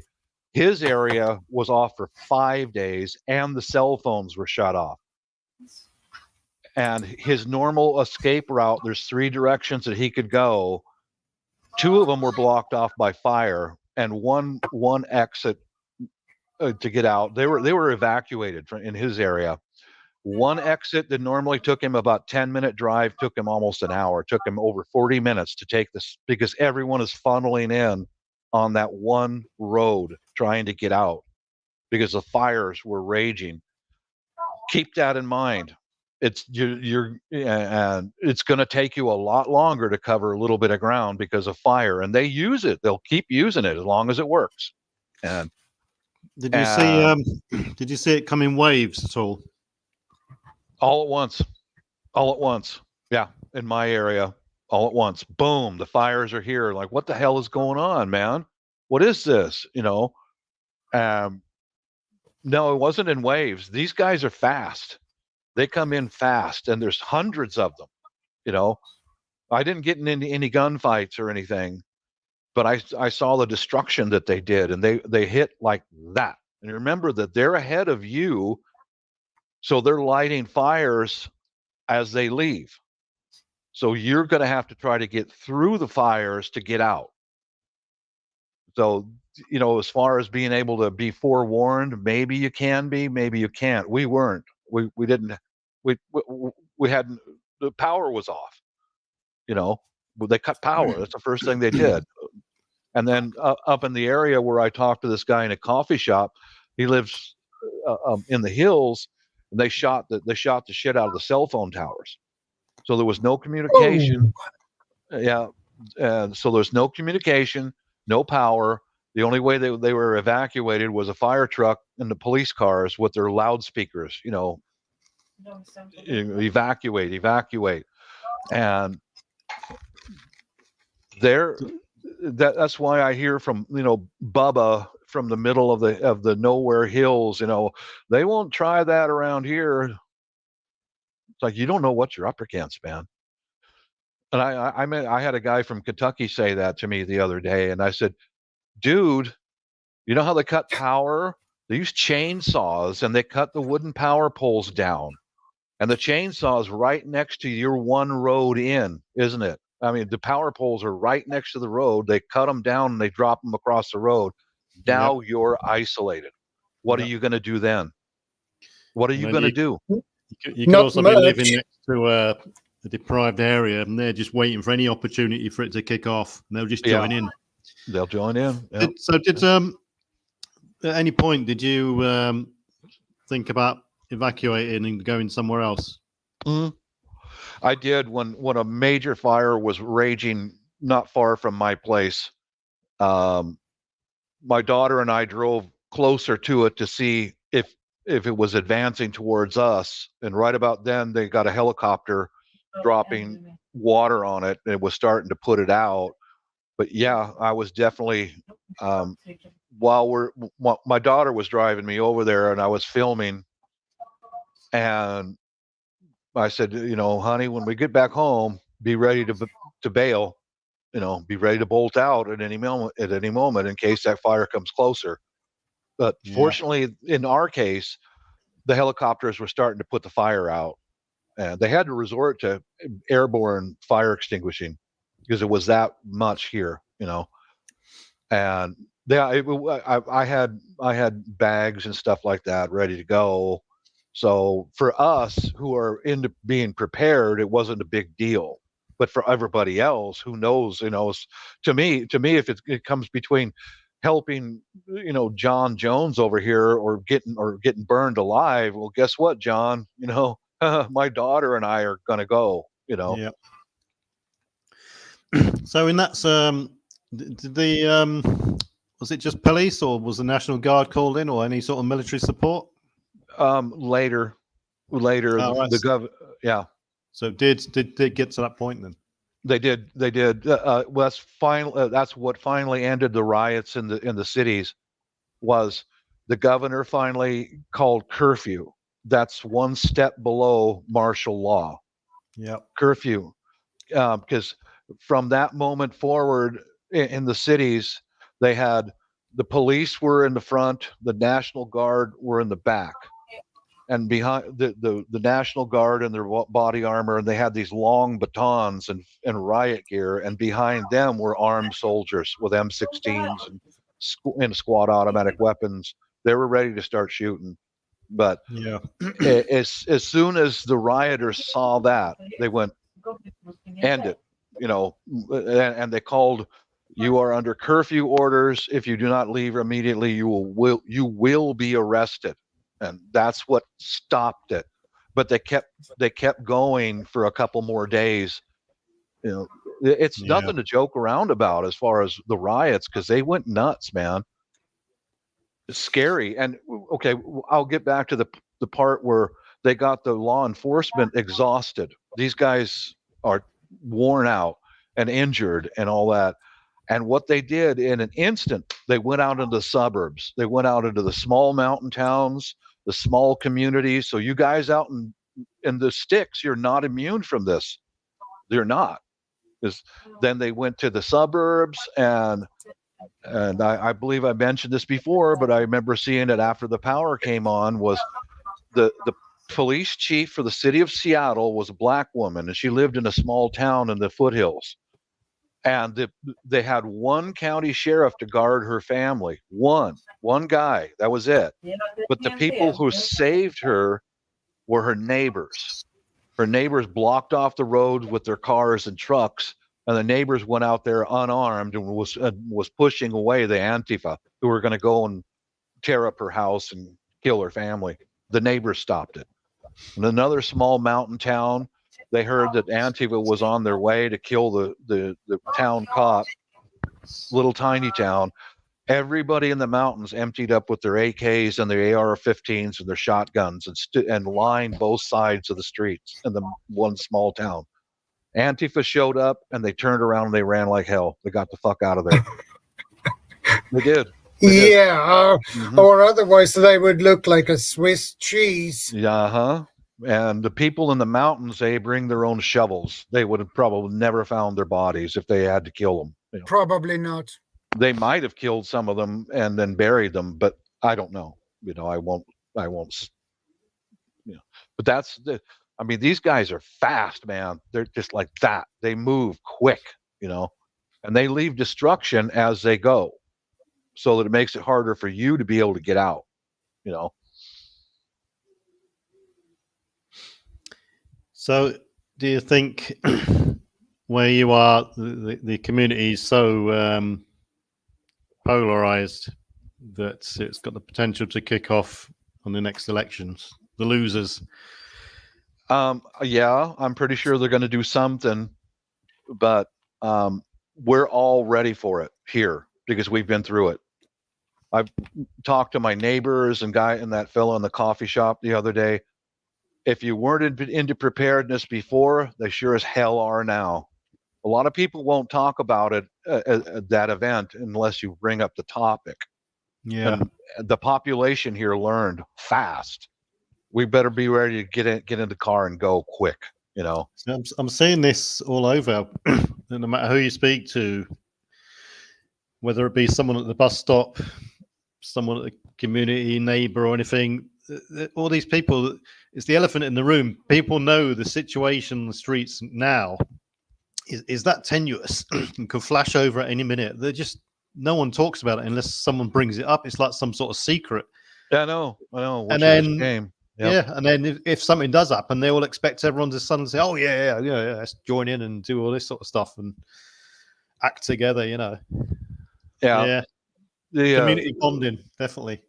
to answer this question here. So, what are your priorities in these times? My wife and my daughter, my family. That's my priority. Mine. I protect my family. Self-preservation. Yep. Yep. My family's my priority. Family comes first. Absolutely, first and direct. But we've got food, we've got water, we've got ways to protect ourselves. But I'll tell you what, though, guys. You know, I know Europeans are not with firearms as much as we are. During those times, you couldn't buy even a box of bullets. Everything was empty. The stores were gutted. You know, and that's right around the same time my wife bought her first pistol, and I couldn't get 38 special bullets anywhere. You know, so but I already trained her on what I've already got, so we were not unarmed. But just keep that in mind. To anybody in the States or Canada listening right now, you have the time to buy ammunition right now. That's on the shelves. You can walk into a store and buy a box of ammunition right now. Do it now. Don't wait. Don't wait. Buy what you need right now.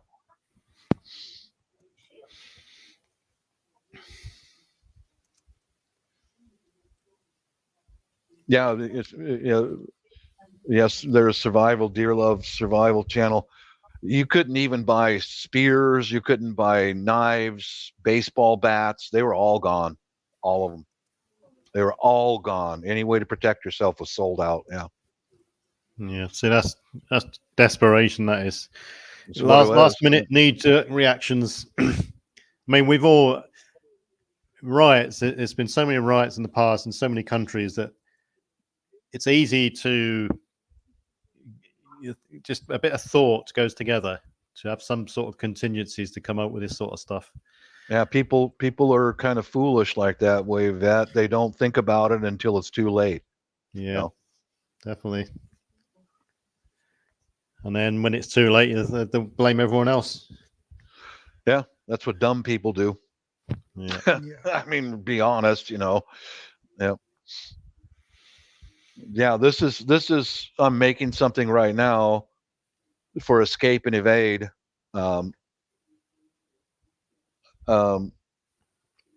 This is a camel netting that I'm going to make a garment for my wife and I.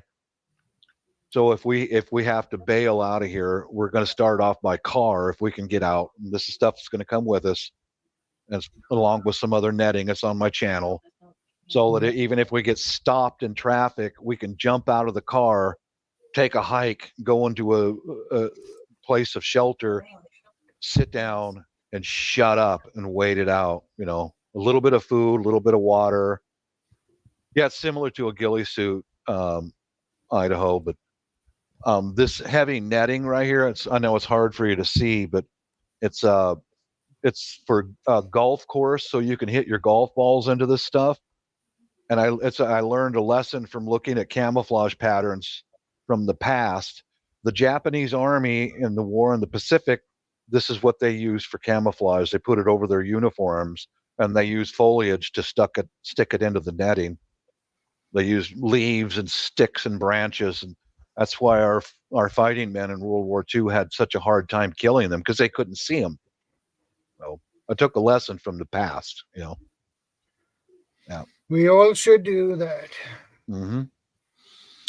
Yeah. I've seen, it was only 3 or 4 weeks ago, I watched this program about how this couple, this family, 2 kids, one was about 5, one was about 13, parents in their 40s, 50s, and the grandmother who was 80. They were escaping from North Korea across the river to China. A couple of thousand miles down through China, through Vietnam, Laos, and into Thailand. And they basically, before they met up with their sort of mules, the people who are going to take them with it, they covered themselves. They were sleeping under this camouflage tarp at night for that sort of same reason. Yeah. Mm-hmm. Mm-hmm. Out of sight. Yeah. Yeah, definitely makes sense. I mean, these days, drones and stuff as well. You got the air threat. So, yeah, this is a camel netting that I bought off of Amazon, and I'm supplementing it with yarn in different spots, and I matched the color of the yarn to local. See if foliage. I can take this down. Yeah, local foliage and soil conditions too. Dark brown, light brown soil. Yeah. Yeah, with a lot of gray mixed in with it. Right. Yeah. Because I'm serious about it, man. We lived through this stuff last time, and I don't want nothing to happen to me and mine. I'll do whatever it takes to guard them. I can give you kind of a closer look at it. This is a work in progress, but see if you can. Yeah. There's yarn tied around all of these netting, and I'm tying it around the gray areas and making it uneven. With it's like 3-dimensional. Yeah. And then put a netting over top of that we can. We used to we used to make our own camouflage netting in the army, and what we used to do is we started off with a net. The holes were a lot wider than those, but it makes no odds really. It's just a net. And we'd get these. You get issued these big square camouflage frilly things, similar to what you got there. Oh yeah, and they'd be about 18 inches wide by 18 inches square. Mm-hmm. Green on one side, dark brown on the other side, and you cut into triangles, and then you'd zip tie them on to the cam net with the really small zip ties, because they're quick and easy to do that way. And you do it on a ratio of 3 green to 1 dark brown, and that was the approved method of sort of color distortion at a distance, so to speak. And of course, the actual scrim frilly bits, they're infrared absorbent as well, so they don't reflect back and shine under IR. Yeah, as well. I've seen that when I was in the military, where they'll throw it over vehicles and artillery pieces and aircraft. Yeah, I've seen it. Well, there's a technique to it, and it's got a good little technique. You got to do it right. If anyone's going to do this for a vehicle, they got to do it right. And you can't just put a camouflage netting over a vehicle, because it won't do that much. Right. The better method would be for a vehicle. You place a Hessian cover big enough to cover the vehicle, and then you'd put that would go Right. over the vehicle, you just drape it over, Right. and then you elevate the cam net on legs above, so there's an air gap. Yep. Cast shadows. I know. Cast Yeah, shadows over top of the edges at shallow angles, so it's not creating any sort of straight angles and all this sort of stuff. But yeah, you obviously know this is for other people to think about and stuff. Cam poles, pegs. It's quite you actually need quite a lot of gear if you're going to cover a vehicle. You'd be surprised how heavy it is, especially when it's wet. I can remember once we were on a convoy. Yeah. We were going up north, and the camouflage net and Hessian was all wrapped up in one big ball on the roof of this Land Rover. And this is it's a PV story. It's true. And we'd gone along in convoy, and there's about 13 vehicles, and the cam net was it came off on the motorway, and it was in the middle lane, this big ball of wet cam net, and this thing weighed a ton, and it was a four British Army soldiers trying to roll this thing off the carriageway as vehicles are screaming past them. Because like I say, when they're wet, they weigh a lot of them things. Yeah. And the cam net gets caught in absolutely everything when you try and erect it.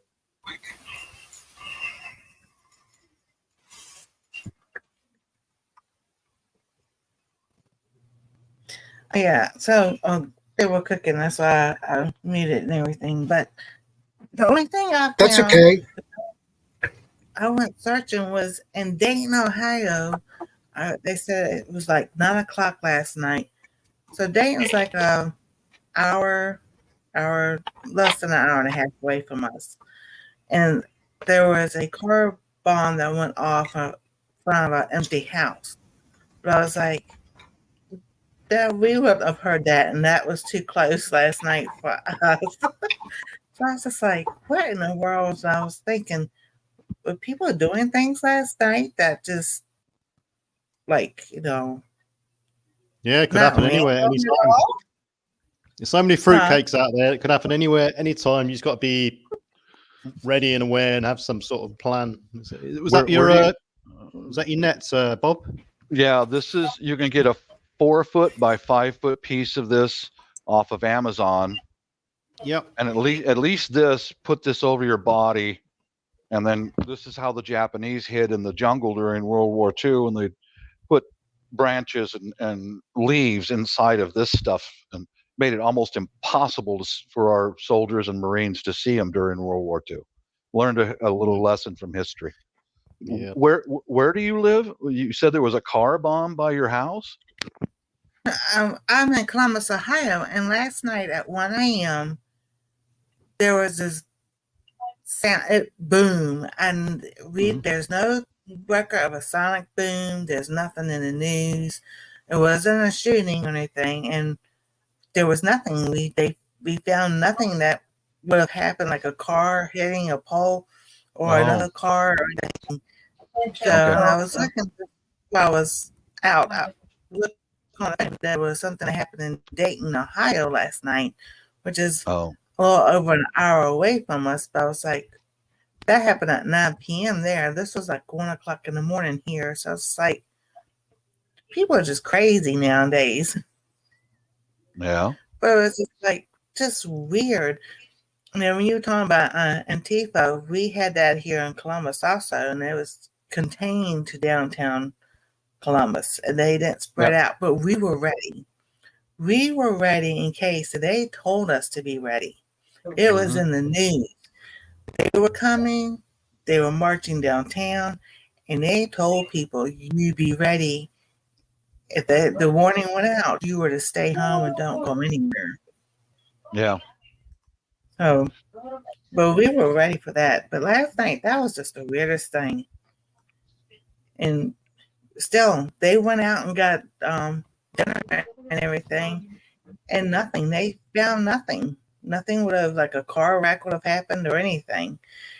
And Bob, we have fire departments like 2 blocks from us. No sirens, no fire department, no police. Nothing came out this morning when it happened. you realize if something did happen, they're not going to say it. Exactly. But yeah,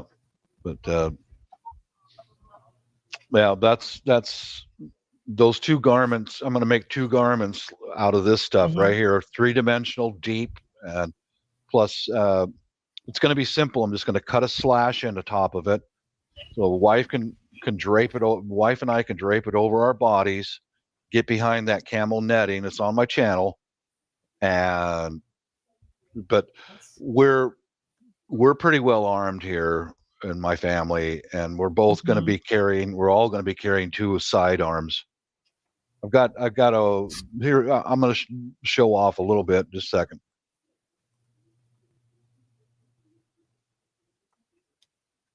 Yeah, Bob, I always have project ongoing.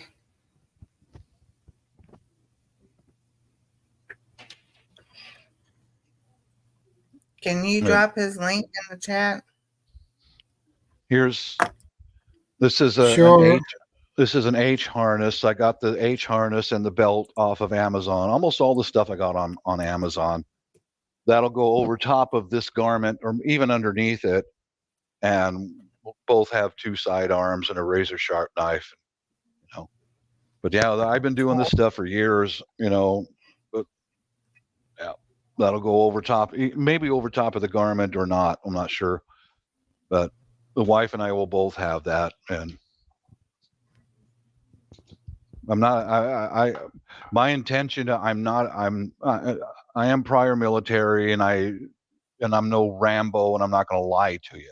I was in the Air Force. I fixed airplanes, but I have no intention of harming anyone if we can get out. If we can either stay here and button down, or if we have to, we'll leave and we'll hide. I'm not going to hurt anybody. I don't want that on my conscience. I've seen people die. It's ugly. It's horrible. It never leaves you. So if we can stay here, we will. If we have to leave, we will, and we're going to hide. And I'm not going to put anybody in the dirt unless I have no other choice. Exactly. There's so much bullshit here on YouTube. These idiots. Oh, I'll just shoot them. That's the guy who's never seen a man die. That's the guy who's never seen a guy get killed by violence ever. He's never seen it. Anybody with that mentality is a fake. They're full of shit. Yeah. Exactly.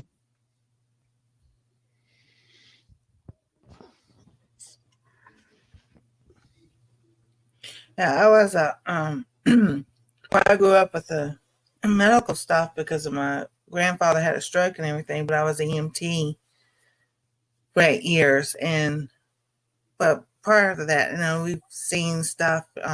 We had a neighbor. Here's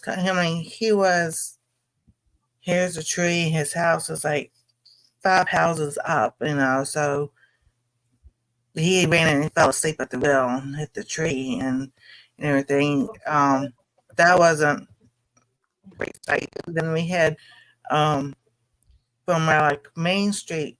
It was like main streets that we went through our neighborhood, but to come out and go to the next one was a stoplight, and there was a motorcycle accident. We went up to there, and the guy's head was decapitated, and I probably was maybe 10 years old, 9 or 10 or something other. And, they're trying to, I'm like, don't hide my face from it. Things happen. I wanted to see because, what happened to him. But as an EMT, I really saw some stuff that, people don't see every day. And, I agree with Bob. When it says, I'll just shoot him, I'm like, yeah, go out on the ambulance some days and see what they have to deal with. These days, a lot of people live in a complete fantasy land.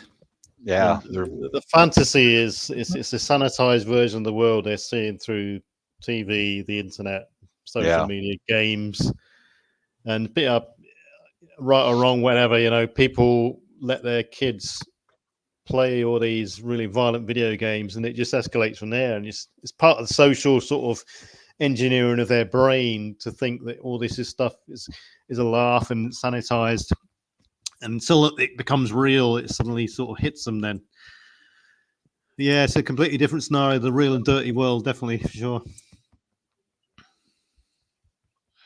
Yeah, and not to mention the legal aspects of it all. Oh, Yeah. you put my link. Thank you, Shadow. Yeah, they'll the catch legal- up with you in the end. You're very welcome. Yeah, because we saw it out here in the Seattle area. Mayhem went on, but you know what? They're still arresting those people that were the Antifa and the BLM who were committing crimes during. And it takes time for them to get to you, but they will get to you. Yeah. And they're still arresting them. I see it on local news once in a while.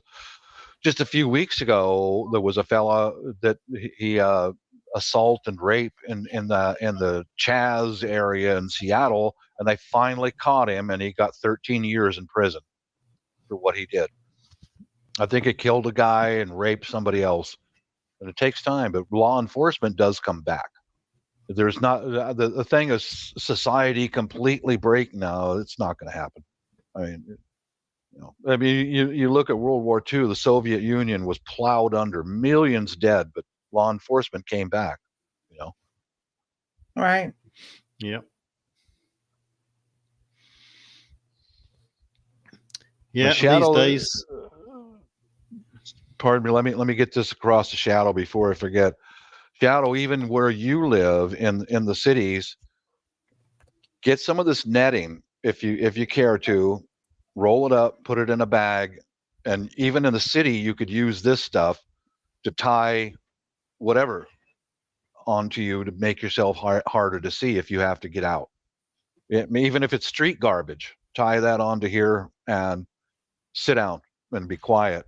Just blend in with whatever your surroundings on are. Sounds like a good idea. About $50 for a 4-foot wide piece by a 5-foot wide piece.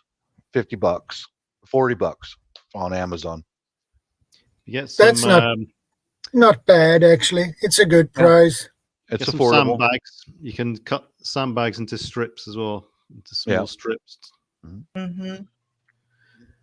But I mean, even like where Shadow lives inside of a city, you could go by a dumpster that's got garbage boiling out of it, or behind a restaurant, and you could tie some of that shit on you and just sit down in the middle of the garbage and blend in.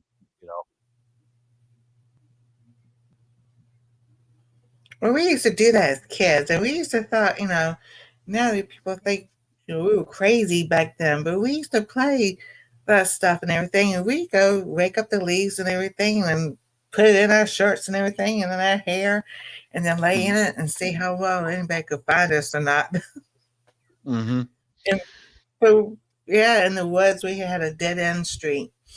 So it's our street, then I come a street, and then 2 houses here, but it was dead end and 2 woods. Well, it wasn't a lot of woods, but it just separated because there was a big creek that went through it between that end of our street to the other side of the street. Yeah. And Everybody played soldiers when they were kids. We all yes, did. we Yeah. But I remember that too well. Nobody played Navy, did they? Navy. No. No. Oh no. No, the Navy. How do we play Navy?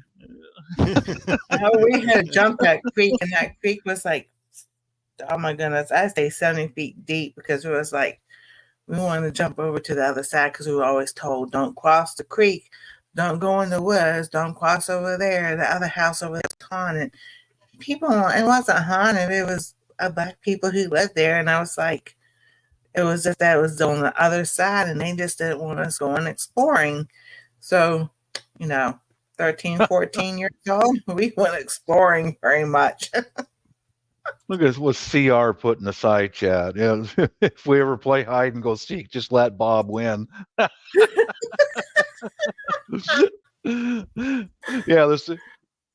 Yeah, you never know. There's CR. This ornamental bonsai tree is me, and jump out and knife you. Oh, shit, Bob got me. That rhododendron came alive and kicked my ass. But we didn't think of it being as stupid or anything. We just, we thought it was cool. It was fun to us. We used to play in the hide and seek in the dark because that That's was all the part of best it, time wasn't to play hide and seek. Up until what was it, 1993, the internet really didn't exist. So yeah, we're all part of that generation where we probably had the best of life, really, because we all had proper childhood, bringing up the things that matter and proper outdoor real things. And now we saw the internet start, and now it all built up into this ridiculousness of what we're seeing now. One thing we certainly had back in the 70s when I was growing up was physical fitness. Because television only had 3 channels, and they went offline at 9 or 10 p.m. or something like 11. We were outside, man. We were outside riding bikes and playing army and whatever else. Yeah, I can remember me and my friends. We must have been about 13 years old. We went for about 4 or 5 miles across these railway lines, built this fire, slept there overnight, and come back the next day. And you tell kids nowadays that you're going to do that, they wouldn't believe it. You did that on your own, Yeah. No, when the movie Red Dawn came out and everything, we watched that in 1987, 86. So that was my high school year. So I'm from 86 to 87. And when President Reagan bombed Grenada, however you want to say it, really though, as I went to a Christian school, so our school wasn't big. There was only 30 of us in our high school class, senior class. But me and the guys, most of the girls didn't want to do it, but me and the guys sat down and we talked about that. What if? And even back then, there were school shootings that were not put in the news, that we knew that happened. And we all planned, what if this happened? So some of us got together after school one day and we made a plan. What if something happens? We're not immune just because we're a Christian school. And we set up high on a hill. I'm like, we're more vulnerable than anybody else because we're up on a hill. There's a big pond in front of us. There's woods, a bunch of woods behind us. I mean, what if something happened? And we set up, because it was from kindergarten. We had kindergarten through 12th grade. So from 9th grade to 12th grade, me and a bunch of the guys got together.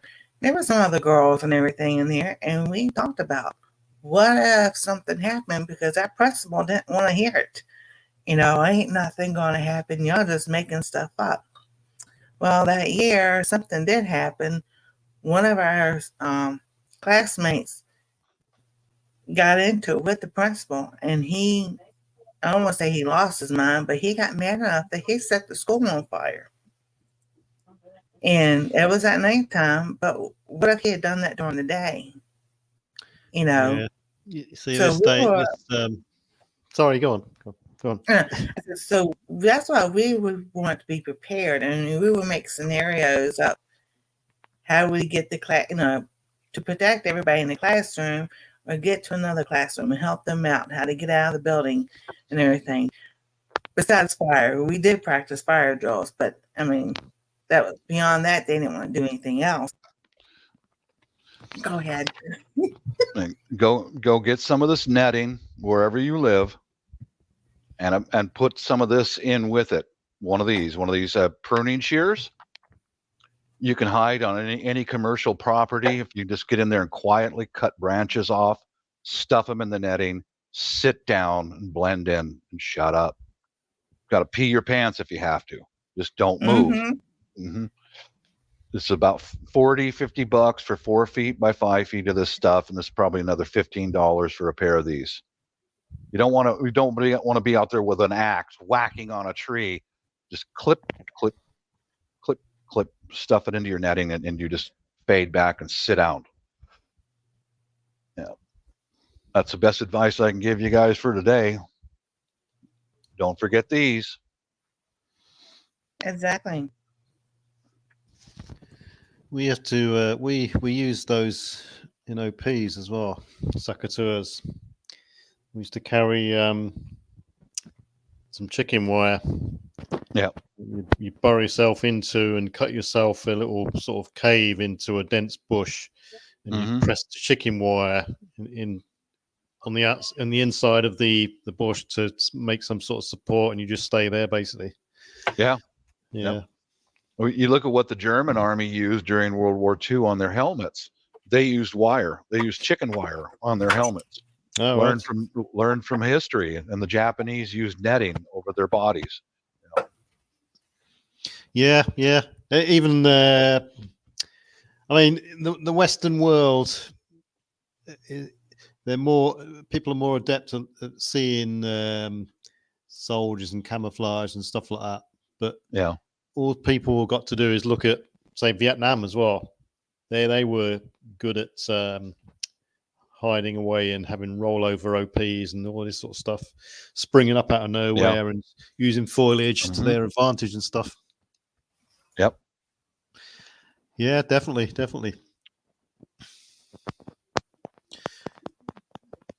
Well, my dad, he was in the Korean War, and he worked on the telephone poles, and he said he could see things, and he goes, they would just strap bombs to little kids and just make them walk into where the U.S. Army and places were, and just, they just didn't care.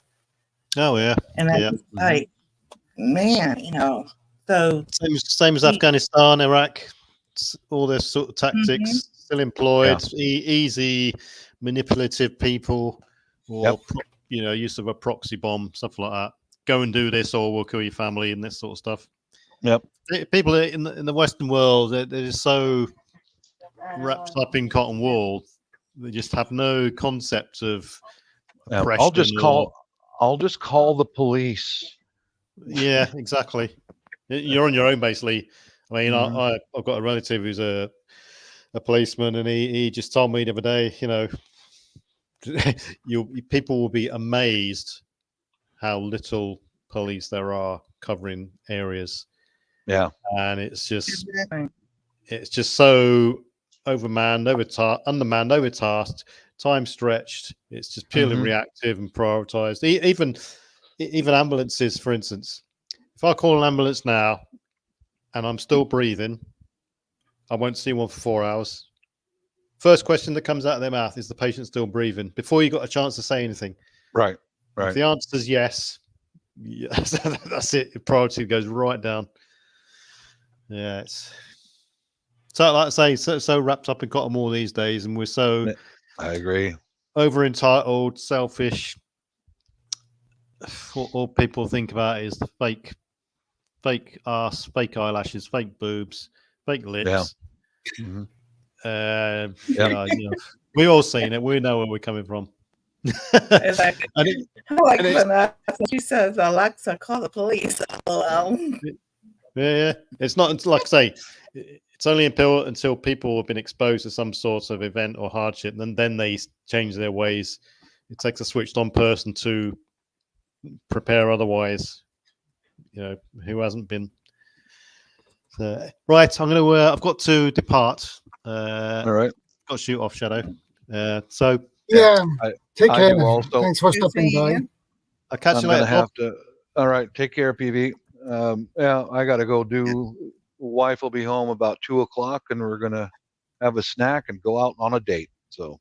Good time. Right. Have a good one. That means nice meeting you, Nancy. I'll see you in a bit. Good Take seeing care, Nancy. you too. Catch you later, folks. Take care, PV. Yep. All right. PV. Yeah, I mean, shower, clean clothes, and a shave. I got to look presentable. There you go. Yeah, I agree with that. All right. Peace out, everybody. Take care, Bob. See you later, Bob. Well, Bob is a nice guy. A funny dude. PV is good too. He's awesome. Oh, definitely. Because I've been looking at different things, and I came across somebody on YouTube or not, but talking about learning Morse code, learning something, a way to communicate. If the cell phones are down, if you don't have walkie talkies, Morse code, they used to use that all the time, and people don't know it anymore. So I've been looking to getting. I said that would be something fun to learn, but then also, because I don't have ham radios. To me, that costs a lot of money to learn how to do. So if I could find something that, and besides making up your own signals between your family and anything, but if somebody else knows Morse code and you know Morse code, y'all can talk back and forth, and that's a way to communicate also. Yeah. See, I was talking about Morse code. That's next week's topic. Yeah, because it is basically. Great minds think alike. Yeah, it is. Even I I have forget seen, my topics. yeah, both thing. I've checked into them and everything. I have that on my Amazon wish list. So just because I'm downstairs, Yeah, because of my mobility issues, and it's gotten to where if anything happens, I'm homebound. Period. I'm homebound anyway. But but I was glad I was downstairs last night when that happened because, yeah, I have a weapon for me down here, and it would have been out because, like I said, my back door has the window in it. Makes it look like it's a nice little window frame thing inside of it. And I'm just like, I'm not going to be down here without something to protect myself with. So, yeah, that was just, I mean, we've heard ones like that before, but that's when we lived in another apartment. And they have put it in the news about when they're an airplane or something another. But last night, I'm like thinking maybe that was a sonic boom or something that they did. But yeah, communication to us is a key thing. And yeah, it was when we were kids. We sit there and made up codes and everything. We'd talk back and forth to each other. We thought, hey, it was pretty cool, what they did. My dad used to watch all the war movies and cable yeah, came, and I had to sit there with him and watch every single one. And so then we went outside and we would do those things, and it's like people forget. yeah. I agree with that. People forget. Next week's topic is dealing with service interruptions. So that will be next week's topic. So, Nice. and it was Awesome. CR who came up with that topic. So,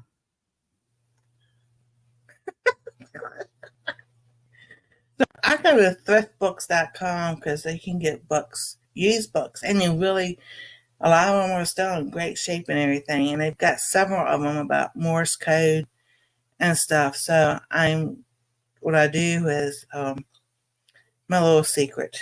If I see a book, I look at the library and see if it's in the library. Then because we can go into our library online and check it out and then go pick it up. And I look through those books, and if it's one I like, then I'll get that book. If it's one I don't like or don't have the information I want in it, then I won't buy that book because most of the time they're there on thrift books, so you can find them on eBay for cheap or something other like that. So that's what I've been doing. I've got my gardening books, herbal books. I've got crochet books and you know just other books. Just if we lose power, because that was one thing I was thinking last night. was it a transformer blowing? Because I've heard one blow like that before, but we didn't lose any power. So just to have things, and even for Anastasia, she's got loads. I mean, we got books, we've got coloring books, we've got craft books and all, just to keep yourself busy in case, the power does go out.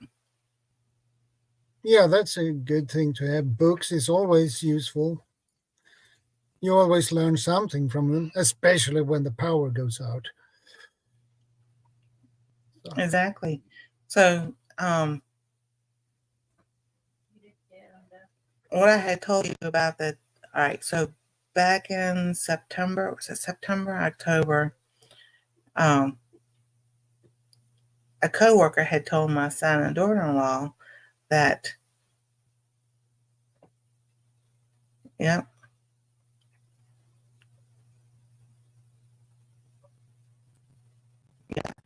my dad, he talked about a little bit, but not much, because my mom didn't want to hear it.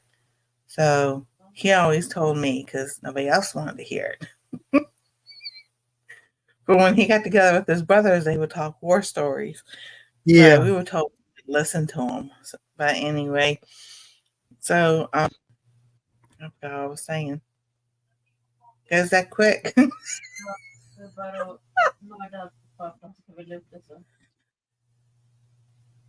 Well, my grandfather, he was captain in the merchant fleet.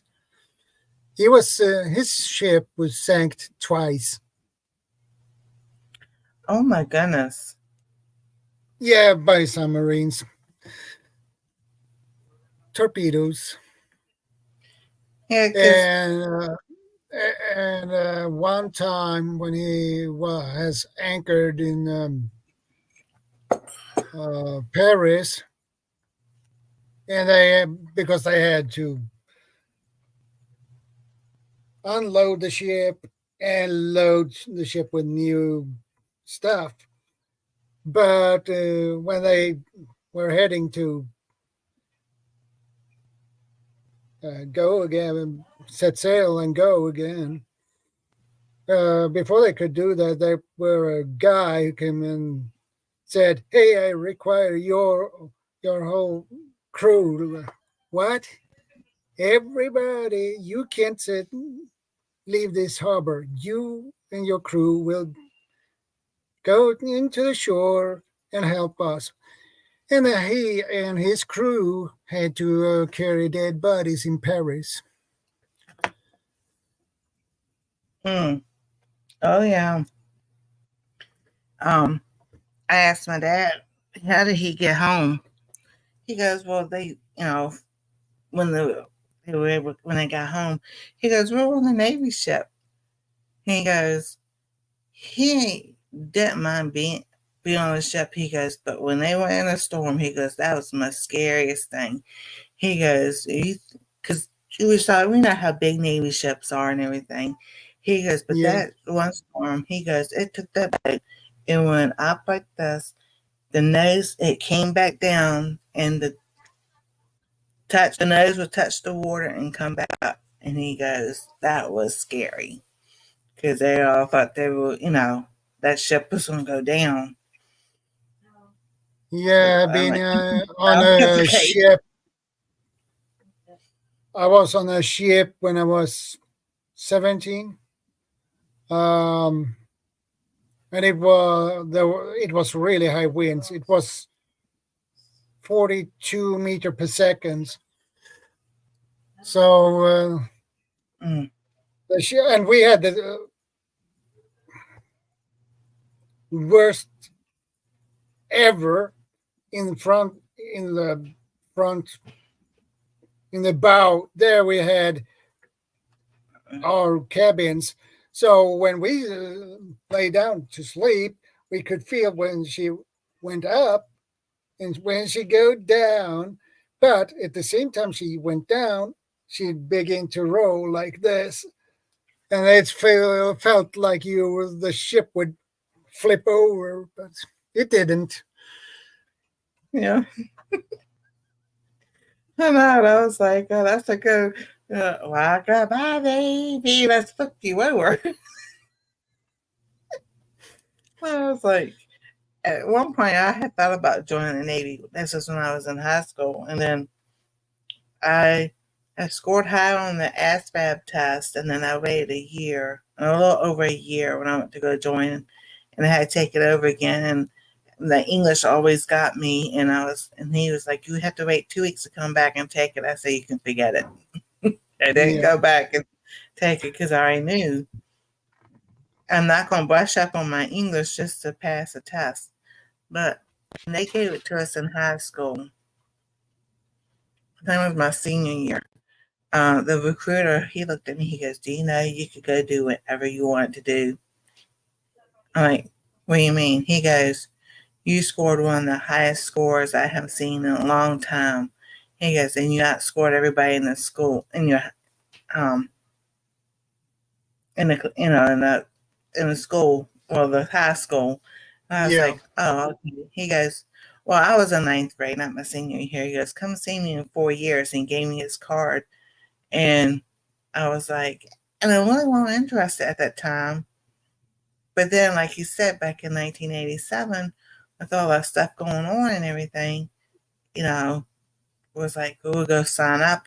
But I waited too long, and I was like, that's because I really believe the Lord had a different plan, because He knows what might have happened.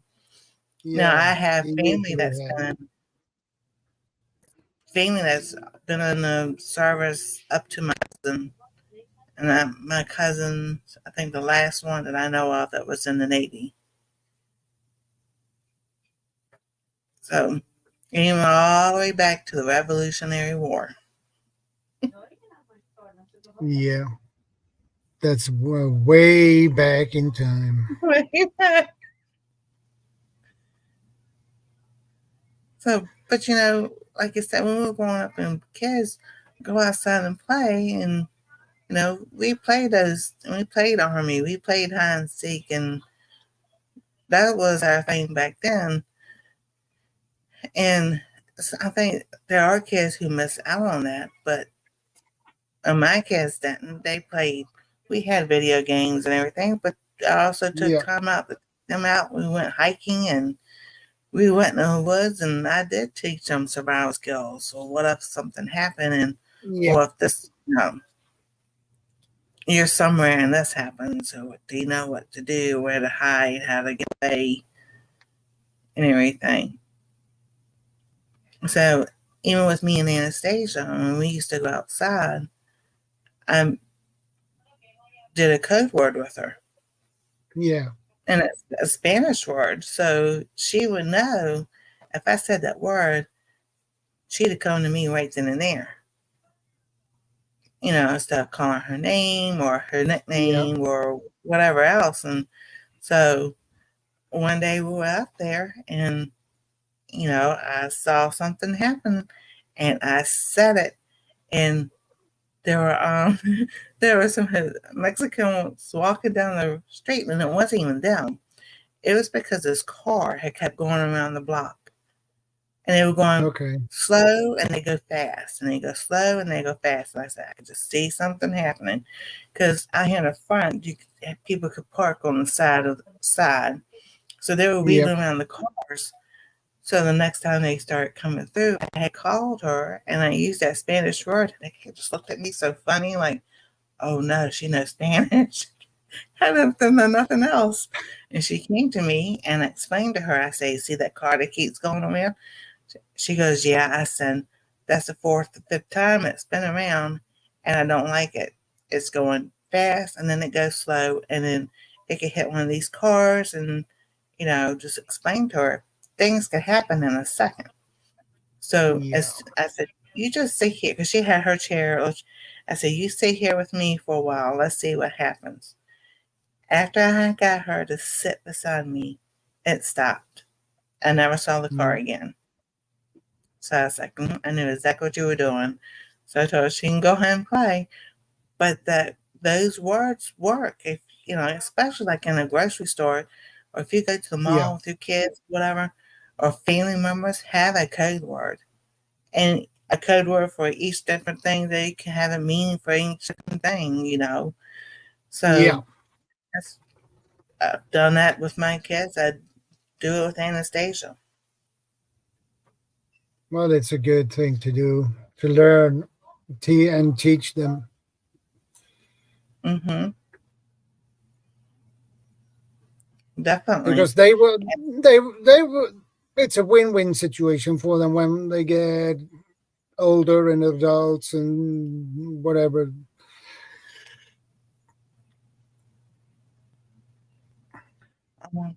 Idaho girl, yes. I had 1, 2, 3 uncles. They're at Normandy. Yeah. 2 were, one parachuted in and 2 were on the boats they went on to shore. My dad and my uncle in the Army, a cousin in the Marines. He was an older cousin. I had 2 other cousins in the Marine. I had a cousin that was in the Air Force.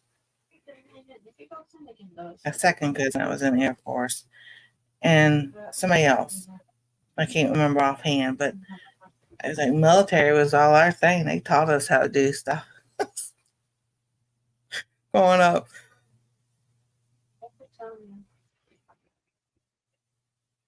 Yeah. They were shooting them as they came ashore. Oh, yeah.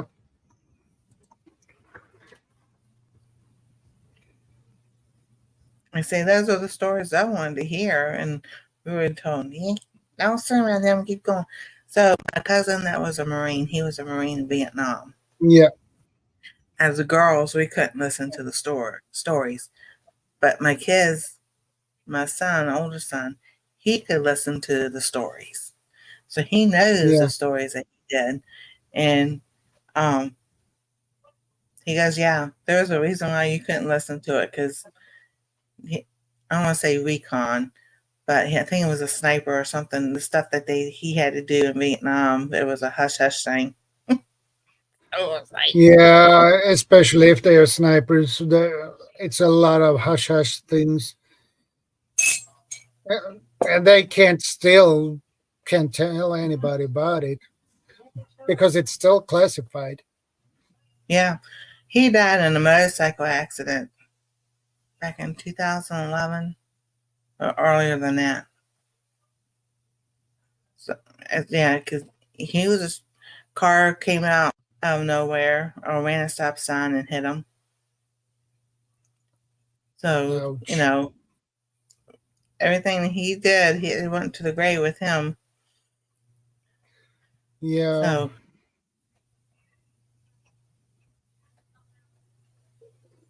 but that's even like with 9/11. I knew people who were in some of those buildings. Well, I did. I had dated a firefighter EMT. He was in Tower 7. Tower 1, Tower 2, Tower 7, I think, because it was right beside Tower 1. He was in Tower 7 when it came down. And he said when he woke up, he was in New Jersey in the hospital there. They had blew his clothes off and covered him up with soot, with that dirt and everything, that they didn't even recognize him. They just knew him. And then there was a body. And it took almost a month, 3 to 4 weeks before he came around so he could tell them his name. And I kept trying to talk to him. We had AOL, still trying. Yeah. Finally, his cousin goes, this isn't him, this is his cousin. And they were getting ready to do funeral arrangements for him because nobody could find him. Yeah. So, is anything like that going to happen again? We don't know. You never know. Exactly.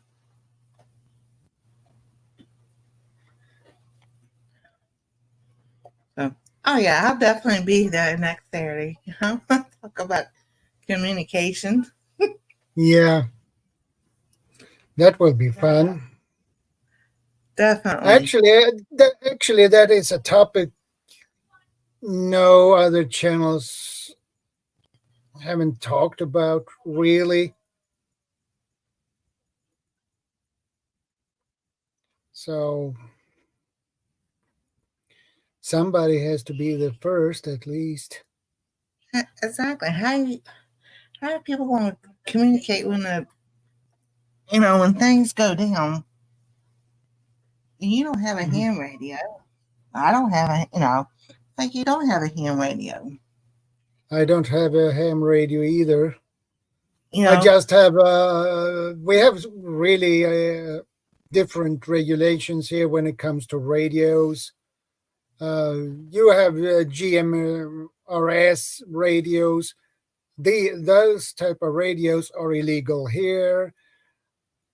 Um, so I have Topcom 900, 446. Um, mm. Radios. So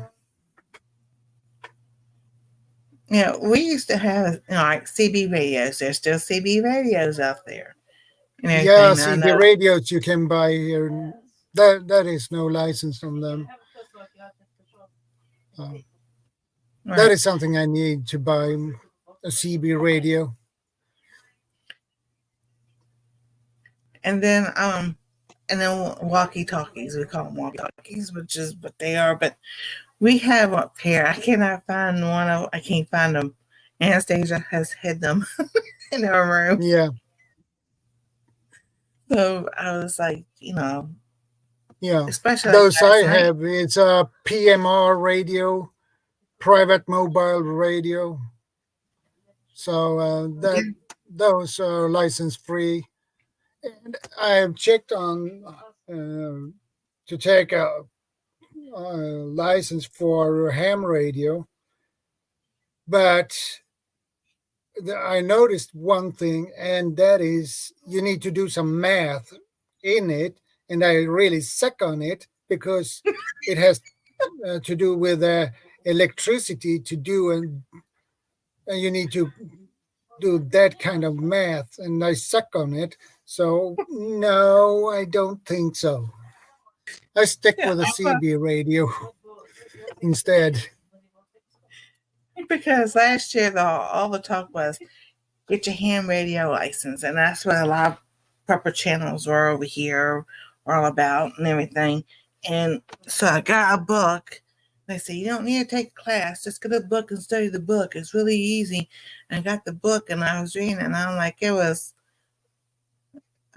like a foreign language, and I was just like, my mind's like, no, I don't think so. So I just like put it away. I probably can Yeah. bargain with somebody else for something. And 'Cause the other thing that is interesting between US and us is you can take different levels of ham radio license. But here you have two to choose from. And the first one is first license is you can't transmit, but you can listen. So that is the only thing you can do. And the other one is you can both listen and transmit. So yeah, that's like a catch-22. Yeah, it's good to listen, but if you can't communicate to other people to say, "Hey, that's what's going on over here. Don't come this way." What good is that? yeah. You know. Welcome back, Huga. Hey, Huga. And then eyeball. So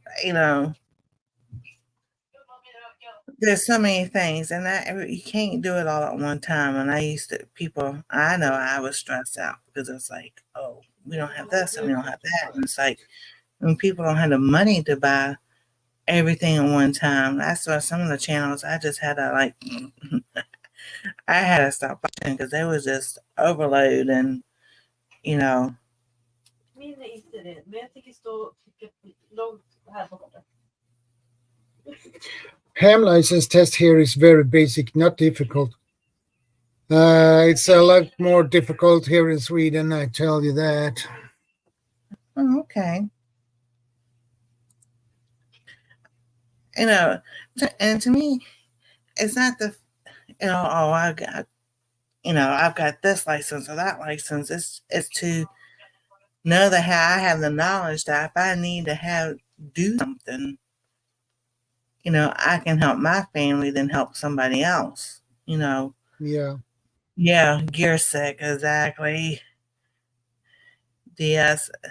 Yeah, some people just use the panic to sit there and fear panic on other people. And there were those channels I just had to do away with because I was like, I got to one point, you know, I hurt so bad. I don't want to get paranoid to where, oh, what's that? And, you know, look around the corner because you still got to love your life. But just be aware of what's going on around you. That is a difference to being aware and paranoid. But here's the thing: people are the human race are paranoid a little bit, but it is different with severe paranoia and healthy paranoia. So. Exactly, and yes, you know, I understand what you're saying, but there was one channel that was like demanded that you needed to get this certain product, and you had to have this certain product, or you ain't gonna survive this, and you ain't gonna survive that, and I was just like, oh well, you can't demand people to get this and don't go through your link and pay this outrageous price because they got a kickback on it, you know, and they got commission on it and everything. So, and the problem with that is that what they try to push on you might not work for you or fit for your situation or your family. It might work for them, but not for you. Exactly. And that's like with the generator. Well, yeah, you know, the ones that we need to keep the refrigerator running in the freezer, that's like $1,200. So I was just like, well, why don't we just go small and then work our way up? Yeah. Yep. Well, I have my solar power station, and that cost me $500 more or less. So, but I have a solar panel to it. It comes with a solar panel and 100-watt solar panel, but $500. It's a lot of money, and that is nothing you just get out straight out of your pocket. Exactly. Now, one other thing I did get from TMU is a AMC Josh. Flash. It's a flashlight, but it's about this size, about this way, and it has a light on this side, on this side. The top part is where the solar part is, but it also has a plug in. When it's charged, you can charge your phone with that and your computer. So that was like $10 or $12. It wasn't that much, but it actually works because we tried it out. Now, I've got a small one, so Anastasia did, but he got him a bigger one. He's so funny. But I was like, to me, it's like get what you can when you can. And, you know, like you said, what you know is going to work for you and your family. But we've got a trash bag downstairs that we don't put lint in from the dryer. And we've tested that out now. We used to live in Springfield, Missouri, and we could have a fire pit as long as it was 15 feet or more from the apartment. And so we did that. That was survival. We still trained, and that Yeah. was back in 2011, 2012, and we had the striker thing and everything because let me tell you what happened. When we trained, starting fires and this, that, and the other, we had a nice supply of stuff. And one night we were sitting there and we hear this noise and we go outside and there is a drone. I'm not joking. It was down low enough that we could see exactly what it was.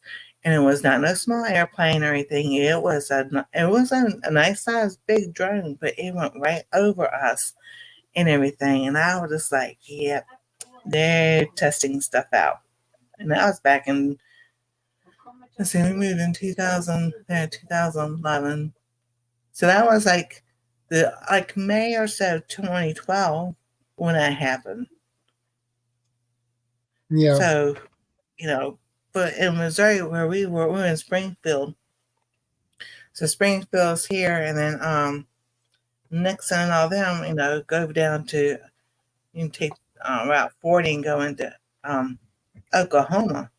So when the tornado went through Oklahoma City and all that right there, it was heading straight for us. And it just happened to hit the mountain and turn. But, they go, oh, we don't get tornadoes up here. It's been so long. And then while we were living there, he came under tornado warnings. So, everywhere I've lived, we've prepared ourselves for whether it's weather or anything else that happens. Yeah, ferro rods. Yeah. So, Yeah, Yep. ferro rods are really useful, but it has a slight learning curve to get it right. To learn the technique is not that hard. The hard thing is to get the fire started with them, and that takes a lot of practice. well, we talking about that. That reminds, these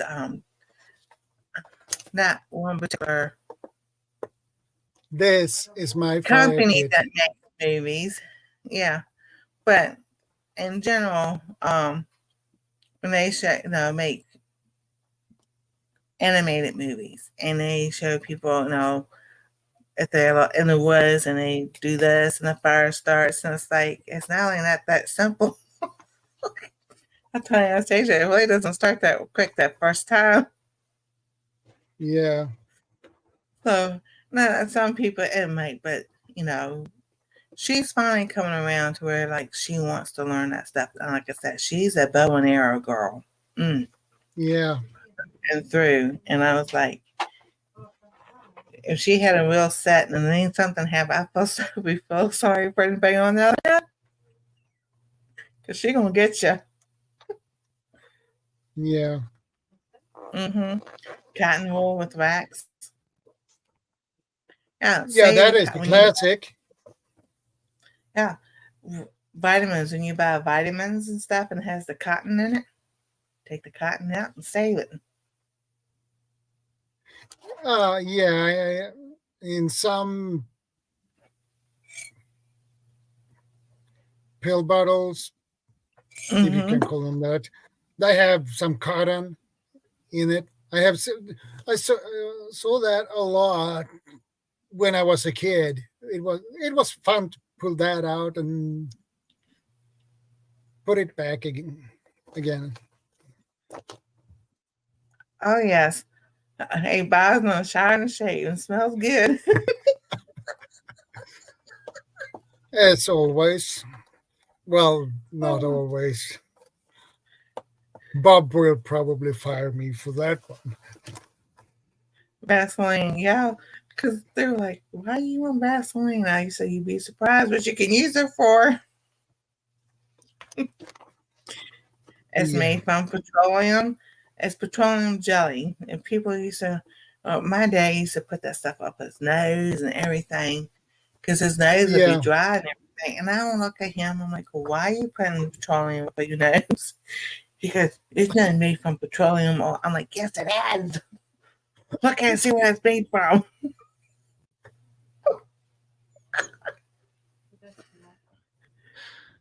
Oh Lord.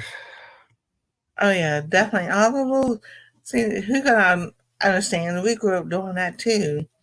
Every time we went to a restaurant, my mom would grab little extra packets, and she would bring them home. Like, what are you doing that for? She goes, I paid for them already. When I paid for my meal, they're on the table for a reason.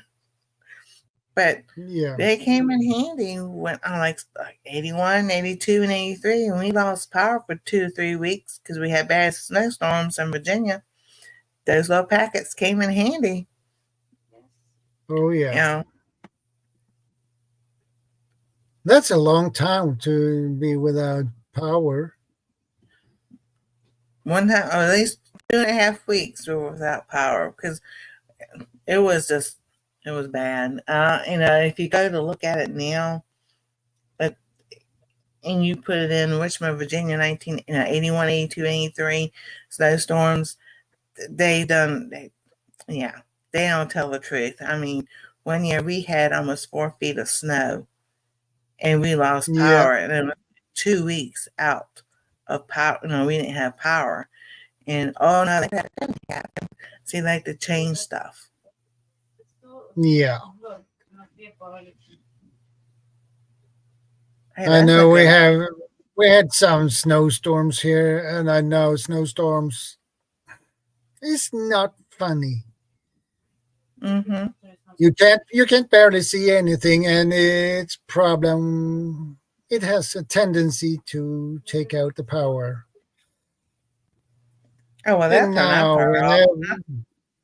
now we have Bob back again, nicely shaved and clean There and you go. showered. Hmm. Now it smells probably like roses. I smell now. I smell macho. Okay, come on now. I Okay. don't smell like a flower. Macho man. Yeah, I smell like a man, a manly man.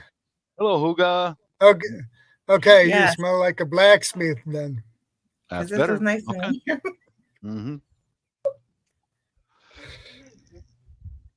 Oh, Oh yeah, wait. definitely Hugo, because we talk about learning crafts and everything, but you know how to drawing and painting because then you can make signals with that too.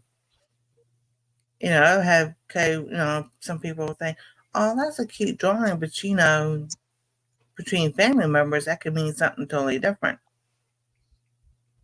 You know, and yes, and I crochet this. This is nice and warm. There you go. Yeah, it looks really warm, nice and cozy. Definitely. So, well, I'm gonna go ahead. I'm gonna hop off because it's dinner time and I am hungry. We got Okay, Chinese.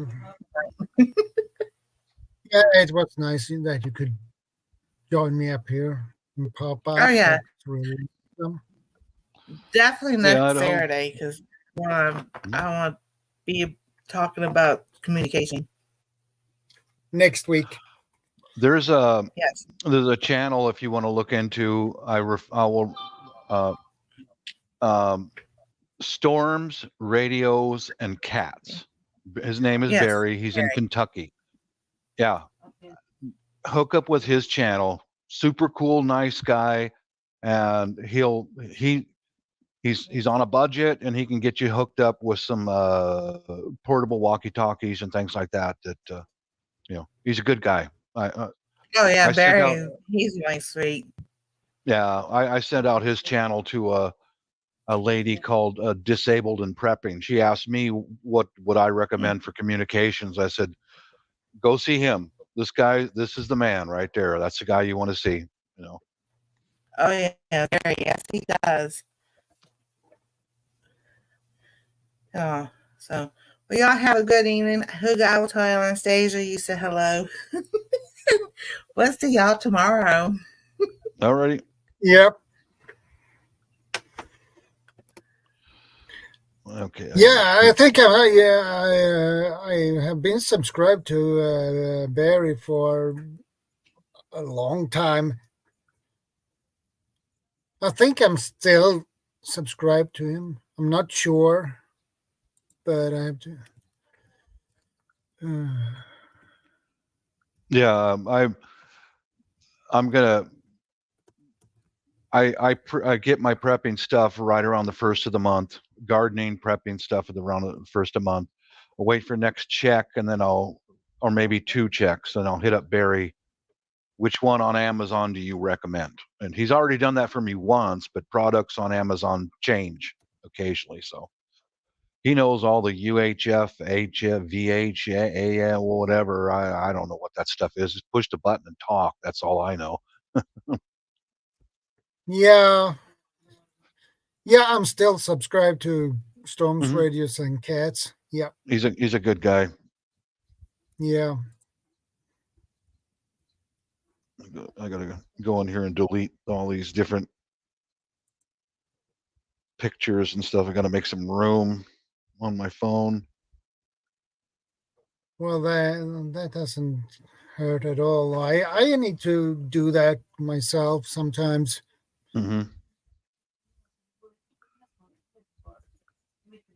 Usually, most of the time, I'll send out pictures on my Facebook to the family when we go on a date night out and listen to some of the music and.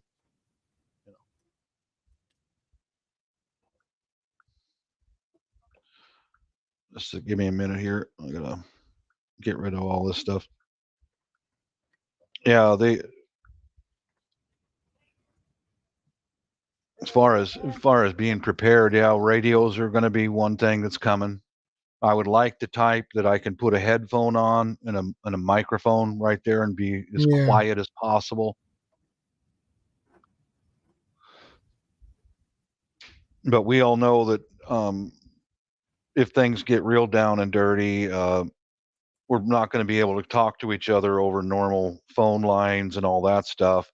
So you just got to take some things on faith, Yeah.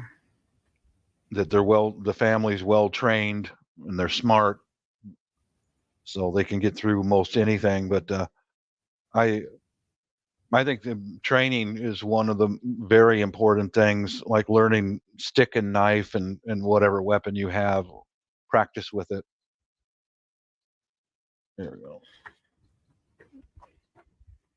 But I'll probably get 2 radios, maybe 3, just so that if we're here in this neighborhood, we can block off the road and I can be down at the end of the block, or one of the other people in the neighborhood can be over here at a lookout point. We can talk to each other if the phones are down. I think it's worth $50-$100, so. Yeah.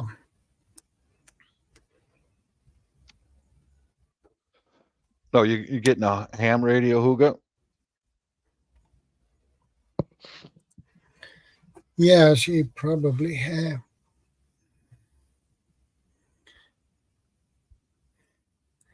Hey, Howie, good to see you, brother. How are you doing? Good to see you.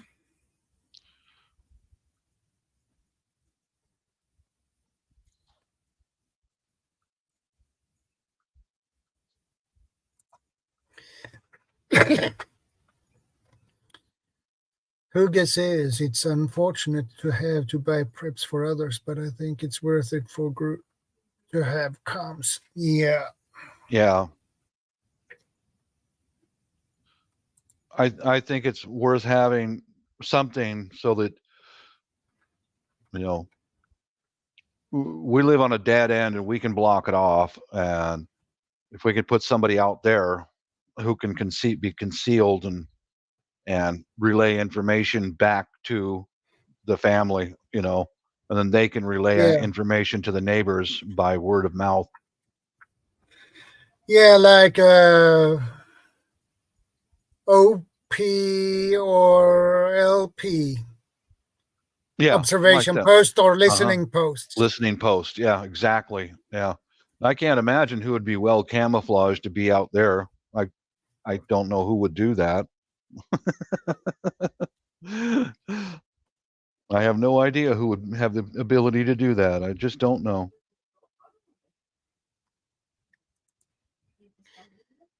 And Dear Love Survival says scouts. Yeah. Mm-hmm. Yeah. But if you are going to send out scouts, you need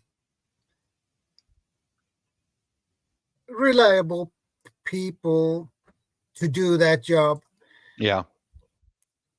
because they will probably work in pairs, which I would recommend, not alone. Yep. Because if something happens to the first one, your partner can help you out. Yeah. Yeah. Exactly. Have someone to watch your back. Yeah. That's the hard part about there's like most of my neighbors. I have only got one guy next to me. He was a tanker in the first Gulf War. GIs are disciplined. You know, Yeah. you're put on your post and you're going to stay there, and you can depend on them. But you never know about your neighbors. You know, I'm dependent on you to stay here. Oh well, I had to go. Yeah, well, you just let us all down. Yeah, that is a problem. Uh-huh.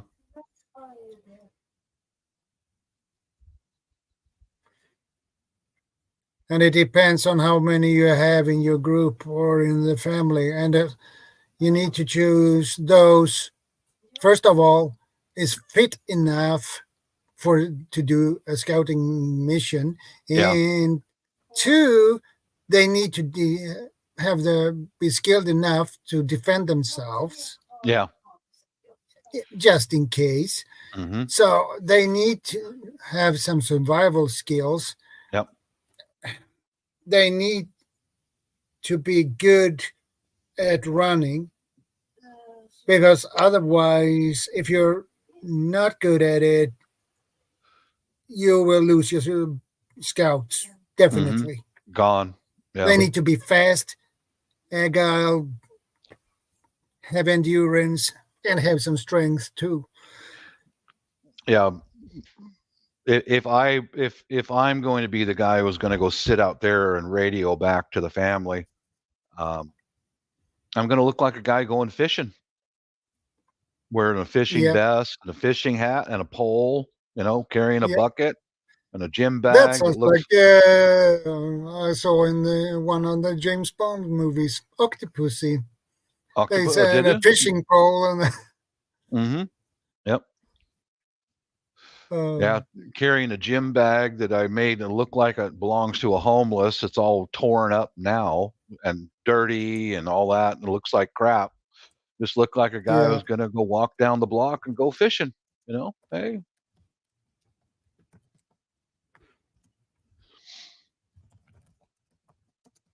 Did that CR? Did he leave already?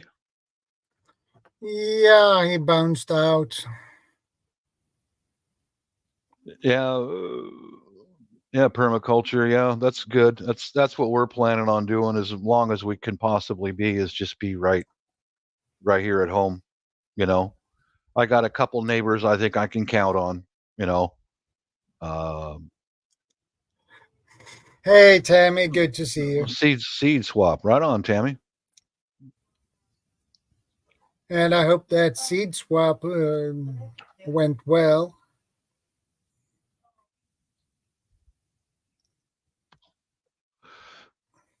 I did pick up a package of nasturtium seeds at the supermarket. They're not some space age seeds. They're just out of the supermarket, and I'm going to get some of those started in the house very soon.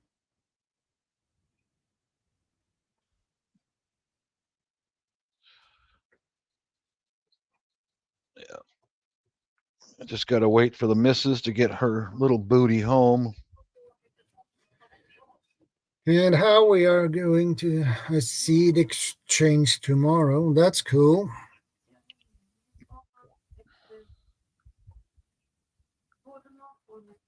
Oh, she's on her way. She'll be here soon. Well, that's cool. That's Yeah. cool. Just a moment. I'll open up the garage door so I can see her when she arrives. Just a sec. Yeah. No problem.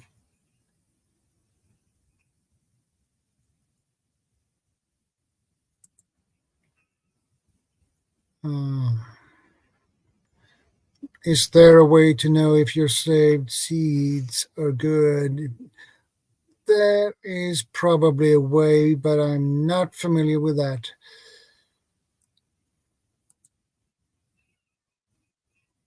Planted celery in a pot today. Didn't have much luck with it last year, but trying again. Well,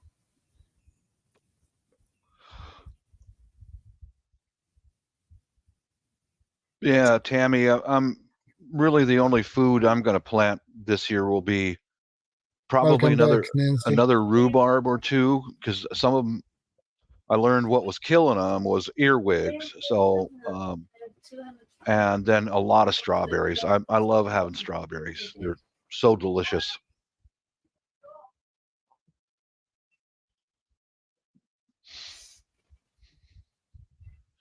And I had one really successful rhubarb plant. Oh, I love those plants. The leaves are enormous. There's just I don't eat it, but the leaves are beautiful, man. Yeah.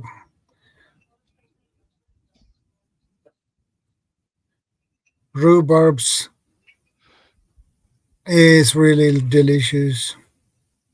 Right on, Tammy. Yeah.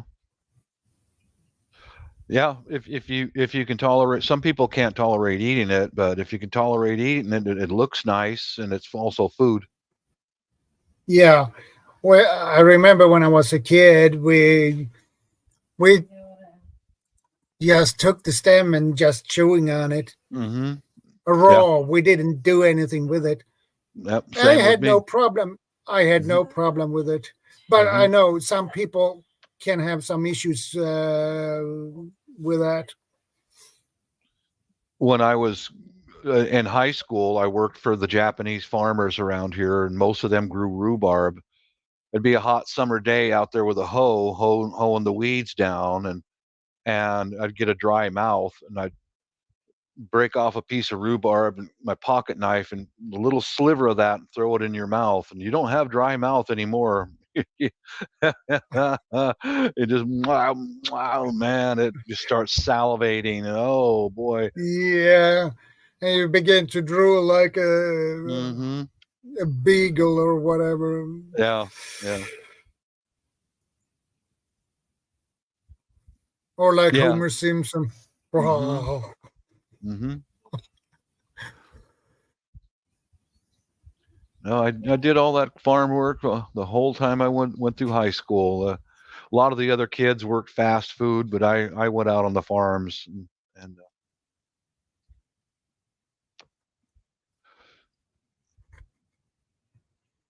no, I'd say this with all honesty that the Japanese Americans are some of the finest people I've ever known. No, I earn more money working in for the Japanese farmers than my constituents working in restaurants and all. But yeah, they insisted on work. You know, yeah, they taught me how to work. You focus on what you're doing, whatever it is. Don't daydream and talk to other people. You focus on what you're doing. You know, they really taught me yeah. a lot. Very disciplined people.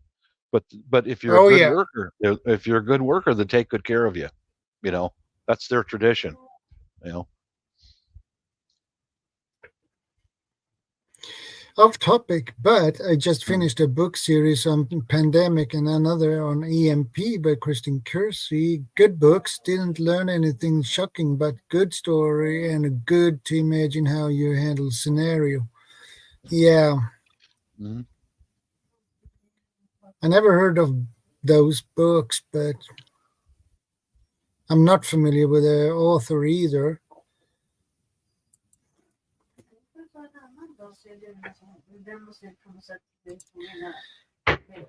I agree with you about that one, Idaho.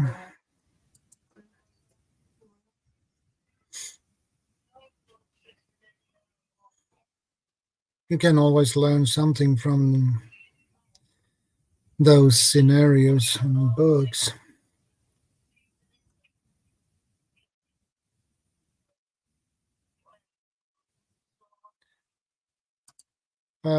Is there a theory of books, or is it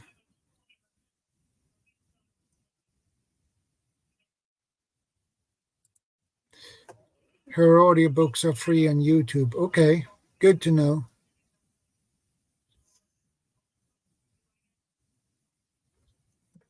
Sorry, I heard a loud bang.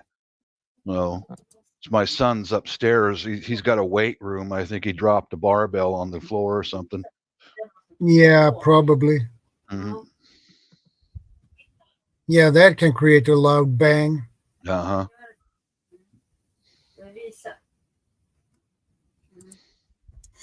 Series of 3 to 4 books on each topic. Ooh, That's a lot of reading. yeah, that's a lot of reading.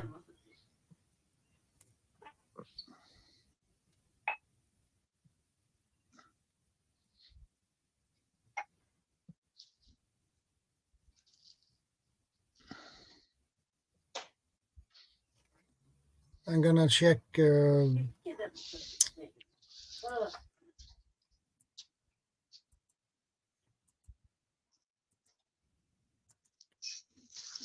Her up.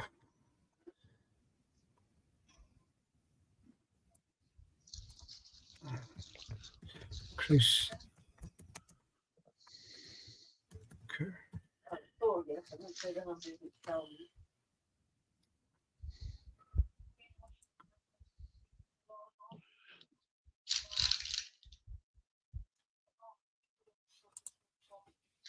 Yeah, probably.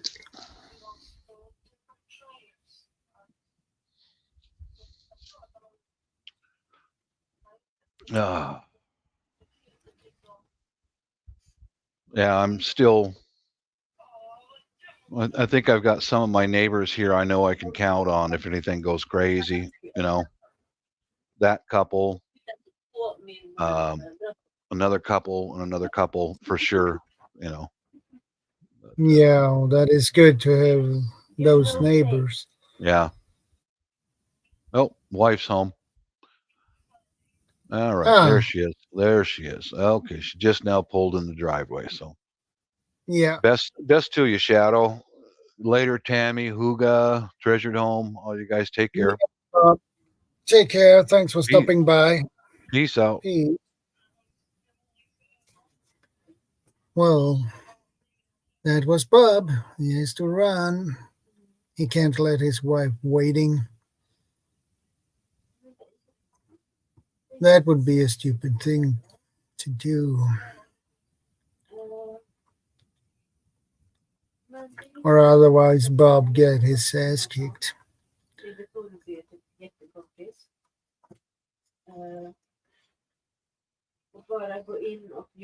But I found I googled on Kristen Kersey and I found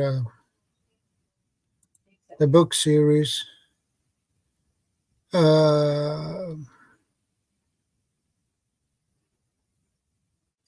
Pandemic, 4 books.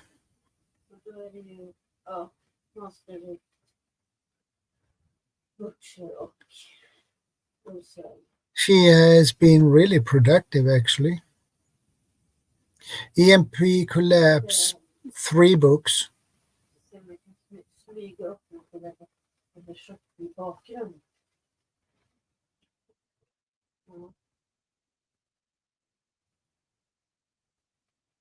And it has pretty good ratings too, so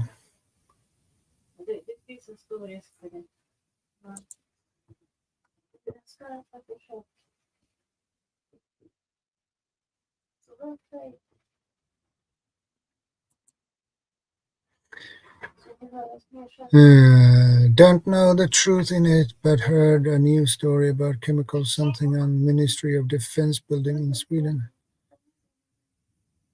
Have you heard about it? Yeah, that was the actually our security police, Sapu. Hey Thor, good to see you, brother. Yeah, our security police, Sapu, they they got a gas, some gas. I don't remember what kind of a gas it was, but and they didn't. They investigate where it come from.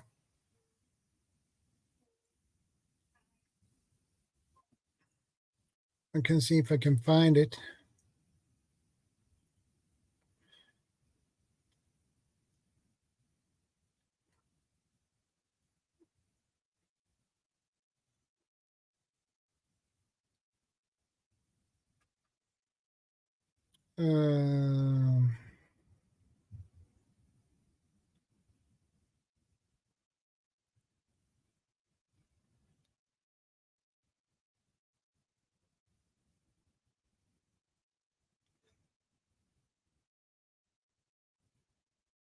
Uh, 7 people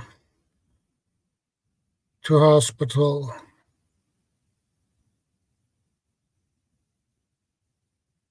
5 with ambulance, and 2 of them came in by themselves.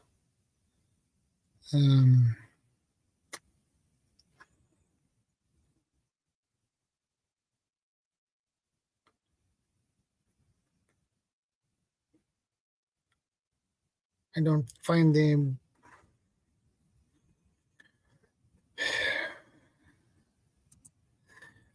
Actually, it's a lot of hush hush when it comes to that. They don't give that any information out, not to the public anyway.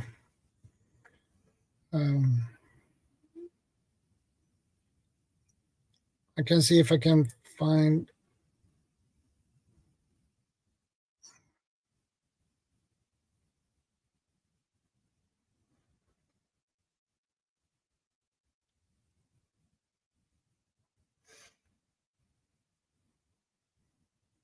I can see if I can find something else about it.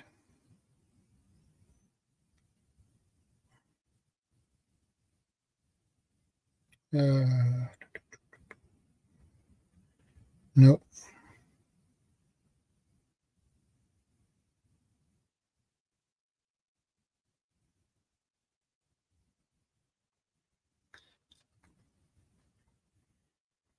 Now I can't find anything else. If it might not be on, of course, I forgot that. I'm gonna check another place.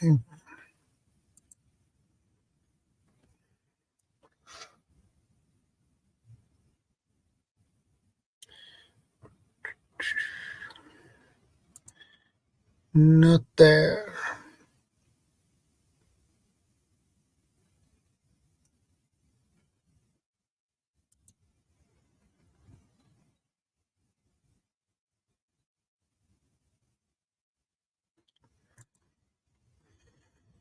Let's see now.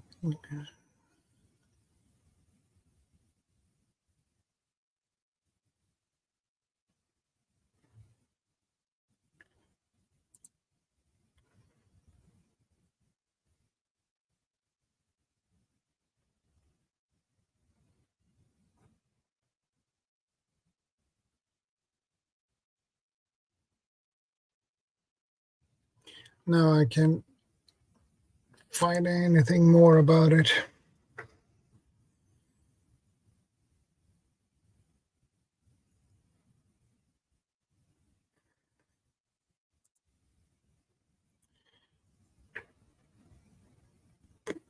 Can you use tinfoil to line a Faraday box? Asking for a friend. The best, I'm not really sure about tinfoil, uh, but you should have a metal trash can. That is the best. And the trash can you fill with cardboard around inside, and then you put your stuff in, and then you put the lid on, metal to metal, and then you seal it with tape.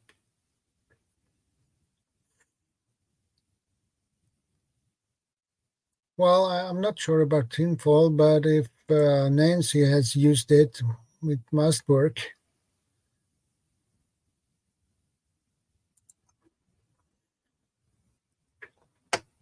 How are you doing, Thor?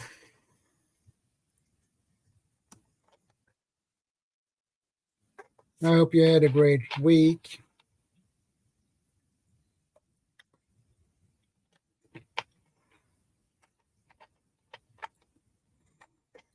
Listening, just trying to finish up editing a video.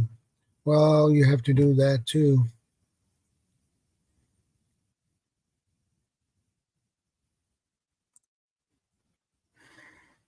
They are trying to use a box their phone came in.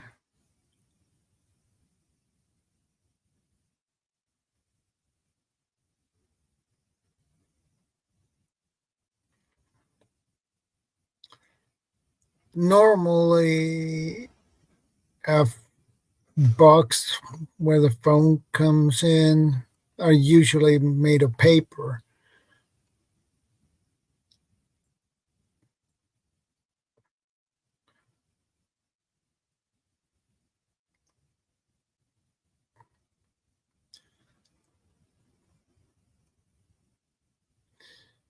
Uh, Nancy says, "You are welcome. Regular foil, I wrapped my phone and stuck in the microwave when they did the test here a while back nationwide." Okay. And that worked, Nancy?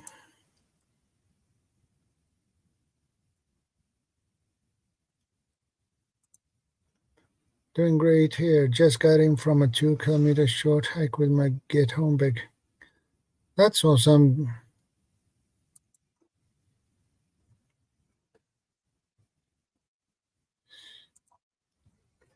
Okay.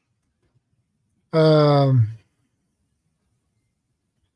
if that works, well, in that case, tinfoil would work perfect too.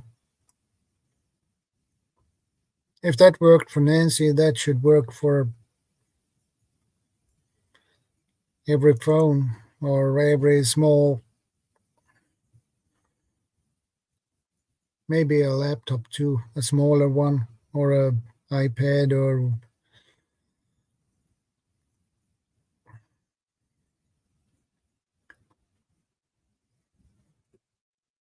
I didn't know you could do that with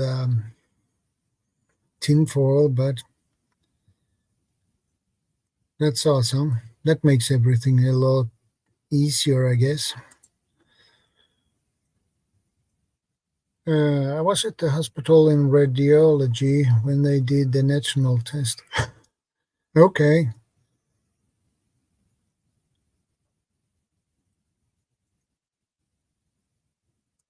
And that were marked for you too, Huga, I guess.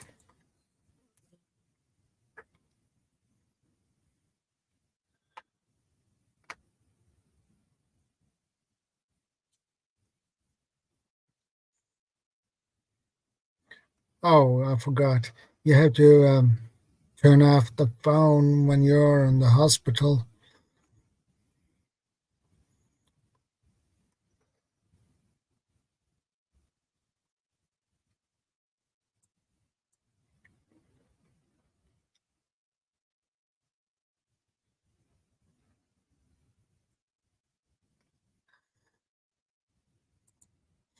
Yeah, I agree with you about that, Nancy. That would do the thing, I guess.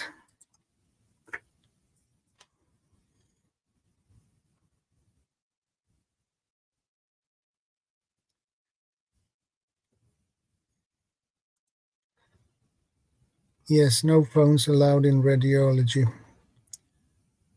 Understandable.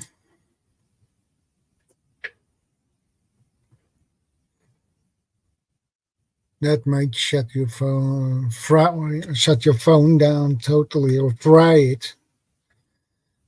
Probably. So I guess that is why they don't allow it.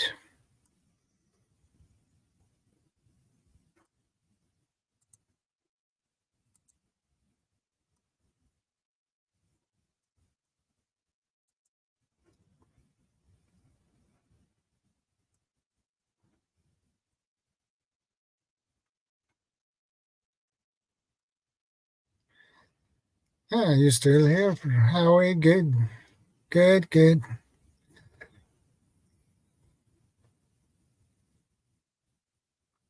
Yeah, I figured that, Nancy.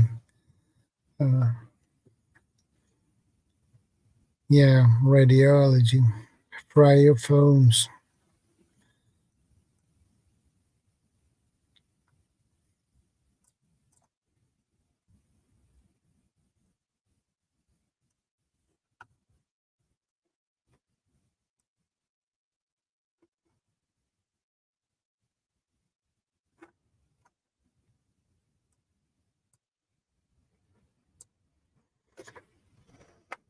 Oh, jeez.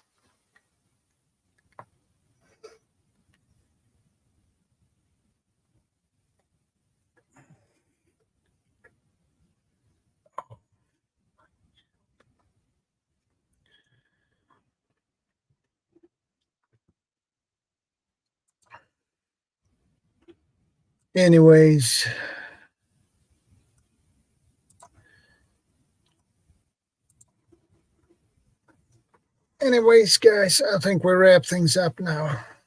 It's late, and I haven't slept that much last night, so I will see you next week. And that will be basically dealing with service interruptions next week's live stream, so that will be fun. You're welcome. You're very welcome, Idaho Garden Girl. I appreciate you that you come as usual. And thanks, guys, for stopping by. I appreciate that. Take care, Thor. Take care, Nancy. And take care, Huga. And you're welcome. It's always nice to have you guys here. And I will see you next week, next Saturday, same time, same channel.